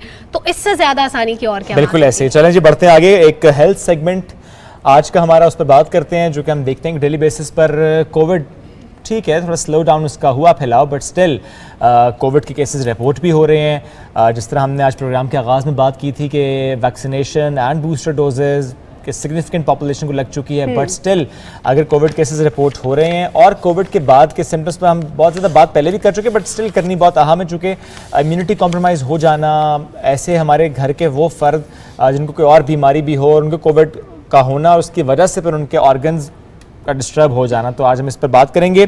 और इस पर बात करने के जो शख्सियत साथ मौजूद हैं, one of the finest doctor है मस्क से, इस्लामाबाद में रहने वालों के लिए वैसे तो मेरी दुआ है कि अल्लाह कभी आपको हॉस्पिटल ना लेके जाइए, किसी डॉक्टर के पास ना लेके जाइए, मेरी दुआ। लेकिन अगर खुदा ना खास्ता कोई आपको पर्मनेंट इशू हो गया है तो doctor Shazli Manzoor is the name, you must visit him once. Allah ने माशाल्लाह शिफा दी, उनके हाथ में साथ मौजूद हैं। अस्सलाम वालेकुम करते हैं और वेलकम करें। अस्सलाम वालेकुम सर, कैसे हैं आप? हमारी तो मैचिंग हुई भी है। आप भी अभी आए हज तक, अल्हम्दुलिल्लाह मुबारक हो बहुत सर, आपको भी बहुत मुबारक हो। लुकिंग गुड, थैंक यू नूर आ रहा है अल्हम्दुलिल्लाह सर, बहुत शुक्रिया। जब अल्लाह के घर से बंदा विजिट करके आता है तो फिर नूर तो आ ही जाता है, मतलब आप जब अल्लाह ताला के मेहमान बनते हैं, इतने दिन गुजारते हैं, और बिलाशुबा आप भी आज आपका भी चेहरा बहुत पुरनूर है, अल्लाह ताला आपका हज भी मुबारक करे। डॉक्टर साहब थोड़ा सा जानना चाहते हैं आपसे कि वाकई ऐसा है कि कोविड को लेके हम नॉन सीरियस हो गए हैं, या आपको लगता है कि नहीं ठीक है अब कोविड इज ऑलमोस्ट गॉन, अब चीज़ें वाकई बैक टू लाइन आ चुकी हैं? देखिए कोविड अभी रहेगा, बहुत सारे इंटरव्यूज पहले भी आपने किए थे, तो मैंने आपको कहा था कुछ साल रहेगा, और ये आता रहेगा, इसमें थोड़ी स्पाइक आएगी। और हम देख रहे हैं कि इवन हज से पहले इसमें ये चीज़ शुरू हो गई थी, आपने देखा होगा कि इन्फेक्टिविटी रेट ज़्यादा हो गया था, और ख़ासतौर पे अगर पंजाब या इस्लामाबाद का देखें तो ज़्यादा था। और अब चूंकि हज का सीज़न था और लोग गए हैं वहाँ पे, बहुत सारे लोग इंटरेक्शन हुए हैं, और जैसे ही मैं आया हूँ तो बहुत सारे लोग विज़िट कर रहे हैं, फैमिलीज़ या जो लोग हज पे गए हैं, तो उसका इन्फेक्शन रेट अब बढ़ रहा है और ये स्प्रेड आउट हो रहा है। यही चीज़ें होती हैं जो उसको स्प्रेड आउट करती हैं। लेकिन अल्हम्दुलिल्लाह उस तरह से केसेस नहीं है। जाने से पहले भी हमने 2-4 हफ्ते देखा था, उसमें इंक्रीज़ आया था नंबर ऑफ़ केसेस में, और कुछ डेथ्स भी वाक़या हुई थी। और उसमें वजूहात हैं कि जो लोग बूढ़े हैं या जिनको मल्टीपल प्रॉब्लम्स हैं या जिन्होंने अपनी वैक्सीनेशन नहीं कराई हुई थी, या जो लोग लेट आए, जिन्होंने डॉक्टर्स जल्दी रजू नहीं किया, उनमें वो क्रिटिकल पहुँचे और कुछ डेथ्स रिपोर्टेड हुई हैं। अभी जो मैं करंटली जितने दिनों से आया हूँ देख रहा हूँ, अल्हम्दुलिल्लाह लोग बीमार आए हैं और हो रहे हैं, और ये रहेगा अभी 1-आध महीना लोग। और कोविड के केसेस ही बर्बाद देख रहे हैं, कोविड के केसेस ही ज्यादा आ रहे हैं। जी मैं जानना ही चाह रहा था कि कोविड के केसेस ज़्यादा, अगर एक बंदा आपके पास आ रहा है, इसका मतलब है कि कोविड ने उसे इतना बर्बाद तो किया है कि वो डॉक्टर के पास जी, वो उसके सिम्टम्स हो गए, फिर फैमिलीज आ रही हैं, जाहिर बात है एक बीमार होता है तो वो दूसरे को इफेक्ट करता है। और फिर बहुत सारी चीज़ें जो हम लोग बेसिकली कोविड ये चूँकि म्यूटेट कर रहा है तो जीनोमिक टेस्टिंग हमारे पास इतनी अच्छी नहीं है, और जाहिर बात है जब हम लोग टेस्ट करते हैं तो उसके रिजल्ट को 100% तो नहीं होते। तो वी मिस दोज टेस्ट, लेकिन जब वो पेशेंट हमारे पास आते हैं तो हमें पता होता है कि इनको कोविड ही है, क्योंकि और कोई चीज़ अभी इस तरह से कोई है नहीं। और फिर हज से रिटर्न हो रहे हैं लोग, आपस में मिलने जुलने वाले, आपको पता है कि जैसे मिलने आते हैं, मुबारकबाद देने आते हैं, तो उसमें फिर फैमिलीज़ में वो स्प्रेड हो रहा है। जिस पहले हम कहते थे गैदरिंग है, शादियां हैं या कोई तकरीबात हैं, तो ये अभी हज के बाद ये चीज़ चलेगी। और कुछ ही दिनों में बहुत ज़्यादा इंक्रीज़ मैं देख रहा हूँ, गो के उसमें यह है कि कोई शदीद इस तरह के मरीज़ नहीं आ रहे, बहुत क्रिटिकल मरीज़ नहीं है, लेकिन आ रहे हैं वो। अच्छा डॉक्टर साहब, एक तो जो करंट वेव है कोविड की, जो नया वेरिएंट सामने आया है BA.5, एक तो इसके बारे में फरमाइएगा कि इसका स्प्रेड कितना ज़्यादा है, कितना रैपिड है, और दूसरा ये कि जो शुरू की वेव्स थी जितनी भी कोविड की, उसमें आप देखते थे कि ऑर्गन डैमेज के केसेस इतने ज़्यादा नहीं थे, लेकिन अभी ऑर्गन डैमेज ज़्यादा हो रहा है और जो कोविड के सिम्टम्स हैं वो इतने ज़्यादा देखने में नहीं आ रहे। तो इस पे ज़रा बताइएगा। कोविड के जो ये ओमिक्रॉन है ना, ये इसने उसको बेसिकली ओवरकम करके इसने जो है ना बेसिकली सामने आ गया। पहले अल्फ़ा था, बीटा, डेल्टा ने बहुत ज़्यादा नुकसान पहुंचा। अल्फ़ा हमें जब पहली वेव आई तो हमें पता ही नहीं था क्या करना है, तो सबसे ज़्यादा नुकसान दुनिया में पहुंचा है, हमारे मुल्क में भी वो डेल्टा वेव थी। फिर ओमिक्रॉन ने जब उसको लिया तो ये स्प्रेड इसकी तो बहुत तेज़ थी, जैसा आप कह रहे हैं ना, बहुत तेज़ थी, लेकिन इसकी जो मतलब उसको ट्रांसमिबिलिटी जो रेट था वो बहुत तेज़ था, लेकिन इसने नुकसान कम पहुँचाया है। लोग मतलब डेथ्स हुई हैं, लेकिन इतनी डेथ्स नहीं हुई जितनी वो डेल्टा में ये पहली वेव में हुई थी। ये जो चेंज हो रहा है ये चेंज होता रहेगा। जिस तरह एक कोल्ड वायरस होता है वो हर साल अपने आप को चेंज करता है, और हम उसकी कोल्ड वैक्सीन लगाते हैं, फ्लू की वैक्सीन जो हमारे पास अक्टूबर-नवंबर में आती है, तो वो वायरस अपने आप को नेक्स्ट ईयर चेंज करता है और वो फिर अपनी शिद्दत में या अलामात में जो है वो अपने आप रुख बदलता है। तो ये ओमिक्रॉन उस तरह का है, इसने ये फैलता तो तेज़ है, लेकिन ये कि हर बंदा इससे इन्फेक्ट नहीं होता। घर में अगर 5-6 लोग हैं तो 2 लोगों को हो जाएगा, अगर 2 लोगों को, अगर 5 के 5 को हो गया तो उसमें 3-4 तो आराम से निकल जाएंगे, एक आध ज़्यादा बीमार होगा जो डॉक्टर के पास जाएगा। तो ये रहेगा, ये अपने आप को म्यूटेट करता रहेगा, लेकिन इसकी जो जिसे कहते हैं ना शिद्दत है, ये इंटेंसिटी उतनी नहीं है जितनी जो है ये पहली दफ़ा ये नवंबर में इसने अपने आप को चेंज किया। मैं कहता हूँ कि ये अच्छा साबित हुआ, क्योंकि अगर डेल्टा रहता और डेल्टा अपने आप को म्यूटेट करता तो वो बहुत ज़्यादा ख़तरनाक हो जाता। तो अल्लाह ने कुछ इंसानियत पे मेरे ख्याल से हम पे करम किया है कि उसने ये हमें वेरिएंट दे दिया है, जो कि अगर हम बर वक्त उसका इलाज कर लें, क्योंकि आता है ये कोल्ड के सिम्टम्स के साथ है, नज़ला ज़ुकाम, गला ख़राब, चेस्ट में कंजेशन, बुखार, तो उसमें अगर आप इसका बर वक्त इलाज कर लें, वही सिम्टोमेटिक ट्रीटमेंट है, या कोई एंटीबायोटिक दे दें अगर बैक्टीरियल इन्फेक्शन है, तो मरीज़ उससे जल्दी सेहतियाब हो जाए। डॉक्टर साहब, ऑर्गन डैमेज इस बारे में भी थोड़ा सा फरमाइएगा। और कुछ केसेस मैंने ऐसे भी देखे कि जिन लोगों ने कोविड से रिकवर किया, ऑल्दो इतने सीवियर सिम्टम्स नहीं थे, लेकिन उसके बाद कोलेस्ट्रोल बढ़ गया, उनको थायराइड के प्रॉब्लम्स होने लग गए। तो जी देखिए, मेन तो इसका टारगेट था लंग्स का, लंग्स को डैमेज करता था। डेल्टा तो सीधा लंग्स पे जाके उनको उड़ा देता था, लेकिन जब हमने ओमिक्रॉन देखना शुरू किया तो इसने लिवर को भी डैमेज किया, आपका जो बोन मैरो है उसको डैमेज किया, प्लेटलेट्स बहुत कम होने लग गए, दिमाग को करता था, हार्ट को डैमेज किया और गुर्दों को डैमेज किया। तो ये आपकी बात सही है कि इसने मुख्तलिफ ऑर्गन्स को ज़्यादा डैमेज करता है, क्योंकि हमारे पास अभी 1-2 डेथ्स जाने से पहले हमारे पास रिपोर्ट हुई, वो डेथ्स मल्टी ऑर्गन फेलियर की वजह से ही थी। आप बिल्कुल सही कह रही है, जबकि डेल्टा में वो मरीज़ के लंग्स ऐसे उड़ाता था कि वो फिर वेंटिलेटर पे जाके वो लोग जो है मतलब उनकी डेथ्स हो जाती थी। तो ये उससे वेरिएंट डिफरेंट है, आपकी बात सही है, ये ऑर्गन्स को ज़्यादा इन्वॉल्व करती है। डॉक्टर साहब, इतने पेशेंट्स आपने देखे, इतना ट्रीट किया, अभी एट दिस पॉइंट इस वेव में जो आपकी ऑब्जर्वेशन है, ऐसी कौन सी चंद गलतियां हैं जो कि आपको लगता है कि यार ये पेशेंट्स ये गलतियां करें जिसकी वजह से उनकी तबीयत ज़्यादा बिगड़ जाती है? ठीक है, कोविड तो हुआ, बट ऐसी कौन सी प्रैक्टिस थी जिसकी वजह से तबीयत में ज़्यादा बिगाड़ पैदा हुआ? बिगाड़ चीज़ों में होता है कि देखिए इसके सिम्टम्स जो है ना वो कोल्ड के हैं, नज़ला, ज़ुकाम, गला ख़राब, बुखार, खांसी, ये अलामात हैं। अगर ये आपकी प्रोलॉन्ग हो जाती है, यूजली 2-3 दिन में मरीज़ सेटल डाउन हो जाता है, नहीं है तो फिर आप फ़ौरन डॉक्टर से रुजू करें। अमूमन यंग लोगों की तरह माशाल्लाह आप लोगों की तरह ये इतना ख़तरनाक नहीं बनता, लेकिन मैंने जिस तरह कहा बूढ़े लोग हैं घर में या मल्टीपल मेडिकल प्रॉब्लम्स हैं उनको, अगर उनमें ये अलामात हैं तो उनमें ये इतनी तेज़ी से कि 3-4 दिनों में मैंने देखा है मल्टी सिस्टम ऑर्गन फेलियर करता है और मरीज़ की डेथ वाक़या हो जाती है। तो उनको आप फ़ौरन बर वक्त इलाज के लिए डॉक्टर से ज़रूर रुजू करें। और 3 अलामात ऐसे जो मैं हर मरीज़ को पिछले 2 साल से कह रहा हूँ, एक सांस ज़्यादा ख़राब होने लग जाए आपको, एक खांसी, आपको शदीद खांसी के दौरे पड़ने लग जाए, वैसे थोड़ी बहुत ही खांसी नहीं है, और एक आपका जो है बुखार तेज़ होने, बुखार ये नहीं कि 99 है या 100 हो गया, वो 1-2 दिन में ठीक हो, लेकिन 101 हो गया, 102 हो गया और 2-3 दिन में अगर उसकी अलामात ये तीनों नहीं जा रही तो आप फ़ौरन डॉक्टर के पास जाएं, क्योंकि वो इतनी देर में इतना ज़्यादा स्प्रेड हो जाता है, उतने ज़्यादा ऑर्गन्स को डैमेज कर देता है कि फिर उसकी रिवर्सिबिलिटी नहीं है, वो पीछे नहीं आप लेके जा सकते मरीज़ को। क्या कोविड के केसेस में आपने फाइब्रोसिस डेवलप होना भी आम देखा जी? है? बहुत देखा है जी, बहुत कॉमन है। सारा दिन हमारा जो पिछले हमारे 1-2 साल में लोग आ रहे हैं जिनकी ट्रीटमेंट हुई, उन्होंने ट्रीटमेंट रोक दी या उन्होंने फॉलो अप नहीं किया या उनके लंग्स डैमेज हुए, वो अब मैं देख रहा हूँ पोस्ट कोविड उनमें एस्थमा डेवलप हो रहा है, उनमें फाइब्रोसिस बहुत डेवलप हो रही है, लेकिन अगर लेकिन उसमें जो चीज़ मेन थी वो ये थी कि अगर वो डॉक्टर्स के पास जाते रहते, देखते रहते, डॉक्टर उनको प्रोलॉन्ग ट्रीटमेंट करते रहते तो शायद उनकी वो फाइब्रोसिस ना होती। मेरी अपनी पर्सनल जो मैं जितने लोग देखता हूँ कि वो डॉक्टर से फॉलो अप शायद नहीं हुआ या डॉक्टर ने शायद थोड़ा सा मतलब उन्होंने कहा ठीक हो गए, उसके लिए टेस्ट कराना शायद ये चीज़ें कुछ हो सकती है, हमारी तरफ से भी गलतियाँ हो सकती हैं। तो वरना फाइब्रोटिक इस तरह एकदम से नहीं होता, वो जिनको फाइब्रोसिस डेवलप होती है वो एक्यूट होती है, फिर अगर आप उनका क्रॉनिक इलाज करते रहें तो वो बेहतर भी हो जाते हैं। बहुत से लोग फाइब्रोसिस के साथ मेरे पास आते हैं, अल्हम्दुलिल्लाह बहुत बेहतर है, रिकवरी बहुत अच्छी हो जाती है, क्योंकि ये वो फाइब्रोसिस नहीं है लंग फाइब्रोसिस जो एक बीमारी के तौर पे आती है, जो एक जिसे हम कहते हैं कि उसका हमें कॉज पता नहीं होता और वो बड़ी डेंजरस होती है। विद इन 2 years मरीज जो उसके फेफड़े फेल हो जाते हैं, वो ऑक्सीजन पे आ जाते हैं, ये रिवर्सिबिलिटी शो करती है। और अब नई दवाई जी, तो मैं ये नहीं कहता कि 100%, लेकिन लोगों ने 100% रिकवर किया, एक आध स्कार भी नहीं रहा उनके। तो अगर अभी भी लोगों को अलामात है, सांस फूलना, उनको फटीग होना, सीढ़ियाँ चढ़ने में दिक्कत होना, खांसी होना, तो मेरे ख्याल से डॉक्टर को ज़रूर दिखाएं। अच्छा डॉक्टर साहब, हमारी एक और बैड हैबिट अगर आप इसके बारे में क्विकली बता दें कि लोग मल्टीविटामिन्स खाना शुरू कर देते हैं ये सोच के कि हमारी इम्यूनिटी बेहतर होगी।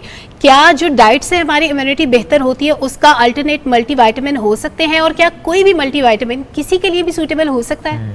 जी, बहुत अच्छा सवाल है आपका। देखें, यंग लोग हैं आप लोग, आपको मल्टीविटामिन की ज़रूरत नहीं है। अगर आप लोग डाइट अच्छी लेते हैं, बैलेंस डाइट रखते हैं, तो मल्टीविटामिन की कोई ज़रूरत नहीं है। हाँ, सनलाइट हम लोग आजकल नहीं शौक है कि बाहर बैठना, पहले लोग बैठा करते थे, तो विटामिन डी का हो सकता है डेफिशिएंसी वगैरह, तो ऐसे एक्सेस ऑफ विटामिन्स भी अच्छा नहीं होता। हमने कोविड में देखा है कि मरीज़ों ने पहले विटामिन शुरू किए फिर बाद में इलाज के लिए गए, तो ये कोई मिरेकल ड्रग्स नहीं है। विटामिन्स का रोल है, लेकिन अगर आप विटामिन डेफिशिएंसी हो तब आप लें, मतलब आपकी खुराक ठीक नहीं। वही फिर बात आ जाती है कि बूढ़े लोग हैं, उनको मल्टीपल मेडिकल प्रॉब्लम्स हैं, उनकी खुराक अच्छी नहीं है, उनकी एपिटाइट अच्छी नहीं है, उनका चलना फिरना नहीं है, तो उनको आप मल्टीविटामिन डॉक्टर से पूछ के, अगर डॉक्टर रेकमेंड कर, ये जो हम खुद से लेते हैं ना आजकल बहुत सारी इस तरह की जिसमें हम कहते हैं कि वो नेचुरल चीज़ें भी हो गई, हर बंदा अब वो टर्मरिक है, वो क्या उसको कहते हैं हल्दी, उसके भी कैप्सूल आने लगे।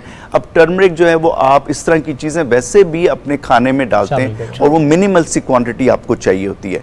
इसी तरह अदरक है, लहसुन है, वो भी डालते हैं, वो उसकी गोलियां निकल रही हैं। तो ये चीज़ें एक न्यूट्री फार्मास्यूटिकल्स जो है ना, ये बहुत इनका बिजनेस हो गया हुआ है, लोगों को इसकी तरफ रुझान चला गया, तो ये एक्सेस होता है, इसके अपने साइड इफेक्ट्स होते हैं। बिल्कुल ठीक है। लास्टली डॉक्टर साहब, कोई ऐसा केस या ऐसे केसेस आपने देखे हो जिसमें रूटीन से हट के सिम्टम्स आपने कोविड के देखे हो रिसेंटली? जी, रूटीन से हट के कोई ऐसे सिम्टम्स नहीं है, जिस तरह इन्होंने अभी जिक्र किया कि इस जो अभी एक ओमिक्रॉन की वेव जो चल रही है जून जुलाई में, इसमें ऑर्गन ज़्यादा डैमेज हुए हैं बनिस्बत लंग्स के, लंग्स भी डैमेज हुए हैं, तो ये उसमें ज़्यादा हैं। तो उसका ये है कि और इसके अलावा कोई उनमें वही अलामात वही है, नज़ला, जुकाम, और ये मालूम तब होता है जब डैमेज हो चुका होता है। जब डैमेज हो चुका उस वक्त पीसीआर टेस्ट में भी नहीं आएगा, Covid is gone, the damage is gone. क्योंकि ये टेस्ट अब देखें ना, ये तो बहुत एडवांस चलेंगे ना। पहले भी जब हमने शुरू किया था तो जो टेस्टिंग उसकी जिसे आप कहते हैं ना पॉजिटिविटी था, वो 60-40 था। तो अब कैसे आपने टेस्ट किया, मैं कल अपने बहन मेरी आई हुई, उनको मैं जिक्र कर रहा था कि वो घुसा के टेस्ट करना, वो हमने अपने जो लैब वालों को मैंने अपने हाथ से सिखाया कि आपने टेस्ट कैसे करना है। वो नाक के ऊपर ले जाके करें, गलत तरीके उससे भी करने का तरीके से भी आप नहीं कर, फिर लोग करते नहीं है, लोग करवा नहीं रहे थे। तो ये सारी चीज़ें उसकी जो पॉजिटिविटी रेट है उसको कम कर देंगे। मतलब अगर वो 40% नेगेटिव हो तो 60% नेगेटिव हो जाएगा, 40% पॉजिटिव, तो आप केसेस मिस कर जाएंगे। तो लोग भी ये कहते हैं जी हमें तो कोविड है ही नहीं, हमारा तो टेस्ट नेगेटिव है, ये गलत बात है। सिम्टम्स बात है और कोई चीज चल नहीं रही ना, इस टाइम कोविड है और कोविड है। एग्जैक्टली, तो ज्यादातर मामले में हम देखते हैं फिर कोविड का केस ही होता है, लेकिन डॉक्टर बेहतर गाइड कर सकते हैं। आप सिम्टम्स लेकर जाएंगे, प्लीज अननोटिस न जाने दीजिए। जवान हैं, बूढ़े हैं, जो भी हैं, 2-3 दिन से ज्यादा अगर नजला, खांसी, बुखार, जैसे डॉक्टर साहब ने कहा, ये 2-3 अलामत ऐसे हैं यानी कोल्ड के, अगर ये हैं तो please consult doctor. Thank you so much doctor साहब, साथ में आप और इसके मुतालिक हमसे गुफ्तगू करते हैं। छोटी सी ब्रेक लेते हैं, वापस आते रहिए।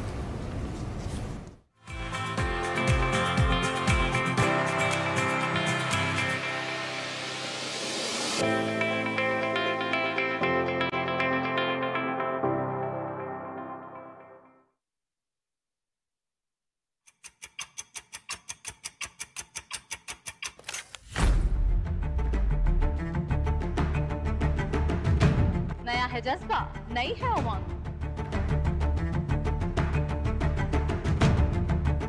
खबर के साथ उस पर हो इजहार ख्याल। देखनी होगी दरामद से बरामद तक की सूरत हाल। कौन सी करेंसी है अप, कौन सी डाउन,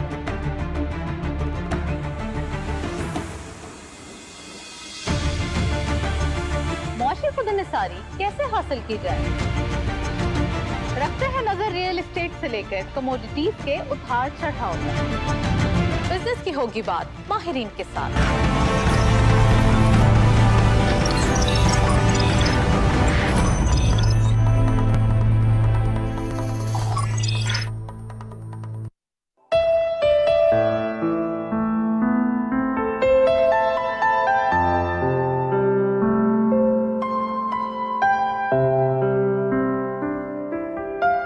जिंदगी की आग का अंजाम खाकिस्तर नहीं, टूटना जिसका मुकद्दर हो ये वो गौहर नहीं।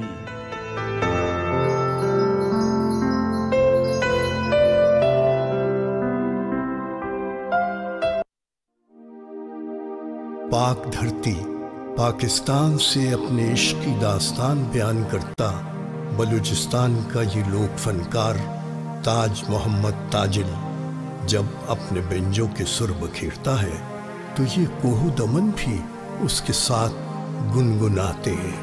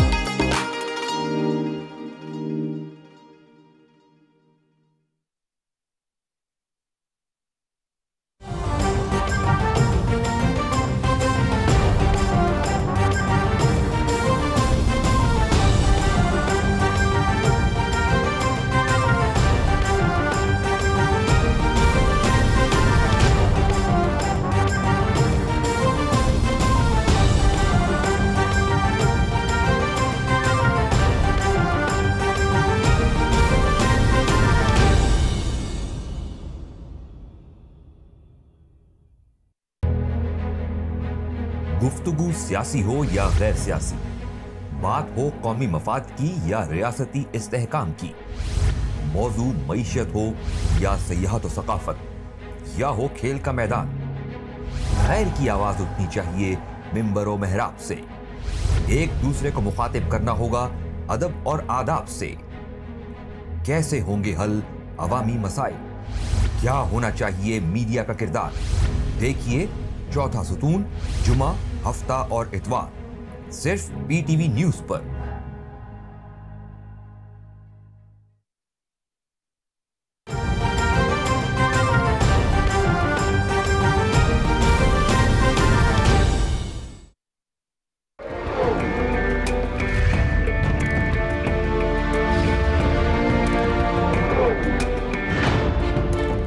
हम सब पाकिस्तानी हैं और हम में से कोई भी सिंधी, बलोची, बंगाली, पठान या पंजाबी नहीं है।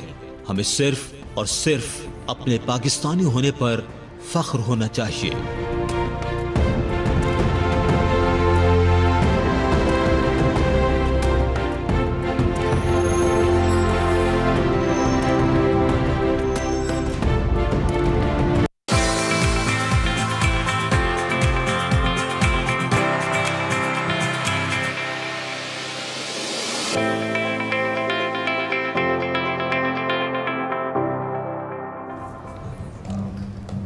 Welcome back viewers. जब सुबह पाकिस्तान का आखिरी सेगमेंट होता है तो कुछ ना कुछ बात हम मौसीकी की ज़रूर करते हैं ताकि हमारा दिन बन जाए, हमारा दिन भी अच्छा गुजरे। और वैसे भी कहा जाता है कि मौसीकी रूह की ग़िज़ा होती है। अब चाहे वो पॉप हो, रैप हो, वो ट्रेडिशनल म्यूज़िक हो, वो कुछ भी हो, लेकिन सुबह सुबह जब आप कुछ अच्छा सुन लेते हैं तो आपका दिन बन जाता है। और हमारे जो स्टार्स होते हैं, हमारे जो ऐसे आर्टिस्ट हैं जो भी अपना करियर बना रहे हैं, उनसे हम जब उनकी जर्नी के बारे में पूछते हैं, उनकी स्ट्रगल के बारे में पूछते हैं, तो बहुत से जो न्यू कमर्स हैं उनके लिए बड़ा ये हेल्पफुल होता है कि वो किस तरह से अपने करियर को लेके चलें। तो हमारे जो अगले मेहमान हैं सुबह पाकिस्तान के सेट पर मौजूद है, मॉडल है, म्यूजिशियन है नौमान कलीम। नौमान, कैसे हैं आप? Good morning. हम तो ठीक है। क्या बारिश की वजह से लेट हुए हैं? एक्चुअली ट्रैफिक बहुत ज़्यादा थी। ओके। मुझे बिल्कुल भी आइडिया नहीं था कि सुबह इतने कि हम इतने वक्त की पाबंद है। सलमान, कैसी रूटीन है आजकल, क्या चल रहा है? अल्हम्दुलिल्लाह फाइन। चलिए, आपके माइक का थोड़ा सा इशू आ रहा है, let's fix that issue first, तो फिर हम नौमान की तरफ वापस आते हैं। कुछ गुनगुनाएंगे, वो हम जरूर सुनेंगे भी, कुछ पूछेंगे उनसे कि क्या आप या मैं वैसे कभी गुनगुनाने का रिस्क ले सकते हैं? मैं तो नहीं ले सकता। मैं भी नहीं। मुझे डर है कि ऑडियंस भाग ना जाए, अगली दफा उन्होंने हमारा प्रोग्राम नहीं देखना। एक दफा मैंने एक प्रोग्राम में थोड़ी सी कोशिश की थी ईद वाले में, लेकिन वो बहुत बुरा फेलियर था, बहुत खराब था। तो मैंने सोचा कि नहीं, ऑडियंस को भगाना नहीं है, हो जाए एक नहीं, बहुत जुल्म हो जाएगा। मतलब ऐसा घोर जुल्म हो जाएगा कि दोबारा कोई हमारा शो नहीं देखेगा। तो वो तमाम लोग जो देख रहे हैं, आपने परेशान नहीं होना, मैं बिल्कुल नहीं गाऊंगी। और शेब तो वैसे ही अभी आजकल किसी और जोन में, तो शेब ने भी बिल्कुल ऐसा कुछ नहीं सोचा। लेकिन हमारे जो आर्टिस्ट, जिनका मैं पहले भी जिक्र कर रही थी कि उनकी जो जर्नी होती है, चाहे वो मॉडल बन रहे हो, एक्टर बन रहे हो, कुछ भी, उससे हमें बड़ा कुछ सीखने को मिलता है। जब भी कोई अपनी स्ट्रगल बताता है, जब कोई बताता है कि मैंने यहाँ से पढ़ा, मैं यहाँ गया, या कुछ अर्सा, ज़्यादातर जो आर्टिस्ट होते हैं जो एक्टिंग में करियर बनाते हैं, वो कराची का रुख इसलिए करते हैं क्योंकि इस्लामाबाद जो है वो पॉलिटिकल एक्टिविटीज़ के हिसाब से ज़्यादा हैपनिंग जगह है। लेकिन जब आप एक्टिंग के करियर की बात करते हैं तो उसके लिए आपको कराची मूव करना पड़ता है, क्योंकि जो इंडस्ट्री है मेनली वो वहाँ पे है। तो बैक टू नौमान, आपका कैसे शुरू हुआ music career? I think back in the university days when I was studying, तो हम लोगों को काफ़ी ज़्यादा शौक था म्यूज़िक का, तो हम लोगों ने तब से स्टार्ट कर दिया था। एट दैट टाइम मैं खुद वोकल्स नहीं किया करता था। I used to do the PR management वगैरह, इस तरह के कॉन्सर्ट्स, गिग्स वगैरह अरेंज कराते थे हम लोग अपने बैंड फ्रेंड्स के लिए। And later on I discovered कि ओके हम लोग इतना जैम करते हैं, तो I had the interest to do the vocals. तो बस उसी इंटरेस्ट के साथ What was that first time जब आपने कहा जी ठीक है वोकल?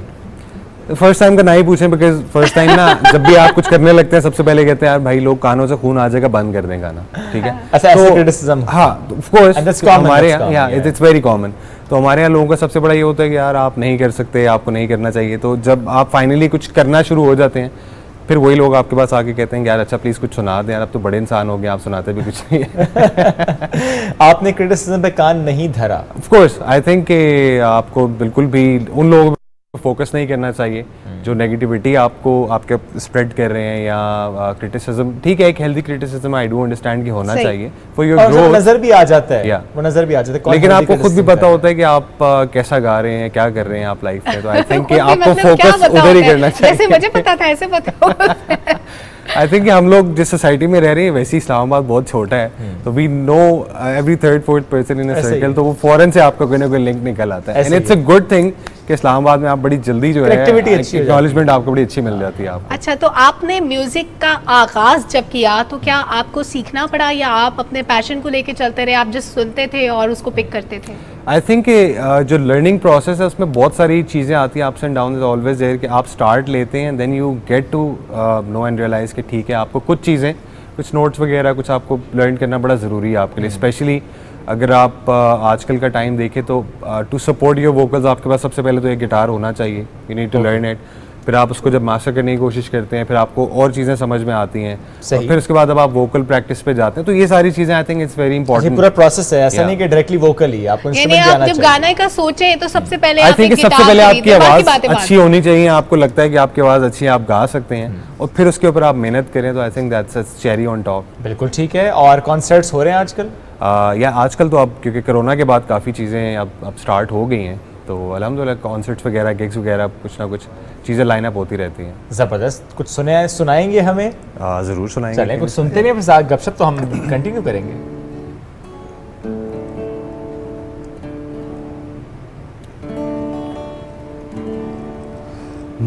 पर्सनली क्या आप गाने को एंजॉय करते हैं, ये मॉडलिंग भी आप साथ साथ कर रहे हैं तो वो आपके लिए ज़्यादा अट्रैक्टिव चीज़ है?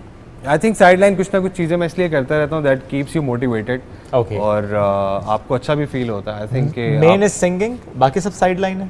I have a business, okay, जो main that is the main one, yes, the salon, it's a main salon, the cutting edge, और उसके साथ साथ when I started the salon, क्योंकि हमारे यहाँ बड़ा इंपॉर्टेंट है आपके लिए to have you know basic bread and butter आपके लिए, तो आप फुल टाइम कभी भी म्यूजिशियन नहीं बन सकते until unless you know big shot, तो आपको ज़रूरत नहीं है कुछ और करने की। सो आई थिंक अपने पैशन को कंटिन्यू करने के लिए आप अपने किसी भी आप जॉब कर रहे हैं या आप कोई भी बिजनेस कर रहे हैं, तो आई थिंक इसके साथ आपको इस तरह की एक्टिविटीज़ कर लेनी चाहिए, because they keep you you know feel alive. Music का तो वैसे ही एक इस तरह का सीन है दैट आपने अभी मेंशन किया था कि जो मौसीकी है वो रूह की ग़िज़ा है, तो I think that's very complementing कि आप अगर म्यूजिक कर रहे हैं तो that really makes you feel good about yourself, and ज़ाहिर है it's all about your happy hormones. अगर आपको म्यूजिक से आ रहे हैं तो आपके लिए ज़ाहिर है सबसे इंपॉर्टेंट वही है। That's true.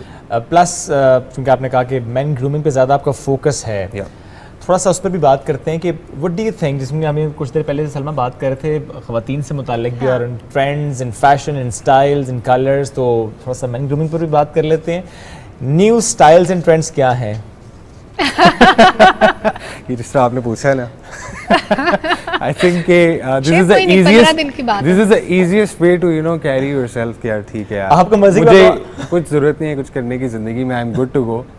तो आई थिंक आजकल हुआ, मैंने आगे आते साथ मैंने वाटर कैन उठाई, मैंने क्यों उठाई है ये मैंने क्यों उठाई है ये, मैं तो 5 मिनट में रेडी हो जाऊँ। तो आई थिंक कि वो लड़कों के लिए ना सबसे ज़्यादा ज़रूरी एलिमेंट जो है वो उनके हेयर है। You know whenever you go, वैसे तो कहते हैं कि साइकोलॉजिकली आपके जूतों के ऊपर नजर जाती है, बट आई वुड से कि आई थिंक सबसे पहली चीज़ जो लोगों में नोटिस की जाती है वो उनके बाल हैं। I agree, and it's a crown that you hair every day. तो हम लोग जो है जो लेटेस्ट ट्रेंड्स अभी देख रहे हैं उसमें मेन ग्रूमिंग जो है वो काफ़ी ज़्यादा इट्स लिफ्टेड अप, क्योंकि लड़कियों के सैलून्स और ग्रूमिंग तो you know since we were child तो हमें शुरू से ही नजर आ रहा है कि ओके इस गली में 10 पॉलर हैं, अगली गली में 4 हैं। तो इंस्टाग्राम या सोशल मीडिया की अगर हम बात करें तो उसके थ्रू इतनी ज़्यादा जो है एक इन्फ्लुएंस, और स्पेशली हमारा जो मीडिया के थ्रू इन्फ्लुएंस आ रहा है, उसके बाद आई थिंक लड़कों का भी अब दिल करता है कि वो they should you know look groom, और बहुत ज़्यादा ज़रूरी हो गया है कि आजकल सोसाइटी में आप मूव अराउंड कर रहे हैं, वी हैव सोशल मीडियाज, लोगों ने बहुत सारी चीज़ें करनी होती हैं उसके ऊपर, स्पेशली ब्लॉगर्स इन्फ्लुएंसर्स वगैरह, तो उनके लिए बहुत ज़रूरी होगी ये चीज़ें। और उसमें सिर्फ हेयर स्टाइल नहीं, आहिस्ता आहिस्ता मेकअप भी आता जा रहा है। हाँ, आई थिंक सिंस आपको तो पता ही होगा कि मीडिया में बहुत ज़रूरी है आप कैमरे के सामने खड़े होते हैं, तो आई थिंक मेकअप आर्टिस्ट जो है उनकी बहुत मेहनत होती है किसी एक इंसान को कैमरे के सामने लाने के लिए। और कोई भी जो ट्रेंड चल रहा होता है, जाहिर है कि आप उससे कट के नहीं रह सकते, आपको उसको फॉलो करना पड़ता है, चाहे वो मर्द हो खवातीन हो, सभी के लिए ये चीज़ें इंपॉर्टेंट होती हैं। Thank you so much Numan, आज आप सुबह पाकिस्तान के मेहमान बने और नुमान ने ग्रूमिंग पे भी बात की और हमें रंग भी सुनाए। तो मेरा ख्याल है आज के प्रोग्राम का ये हिस्सा जो था वो आखिरी था। अब कल के दिन का इंतजार है, व्यूअर्स को भी रहेगा और जाहिर है हम भी वेट करेंगे कि हम कौन से नए मेहमान लाते हैं, नई खबरें, नए टॉपिक्स और नया दिन होगा। बहुत सा ख्याल रखिए, दुआ में याद रखिए, कल मिलेंगे। अल्लाह हाफिज।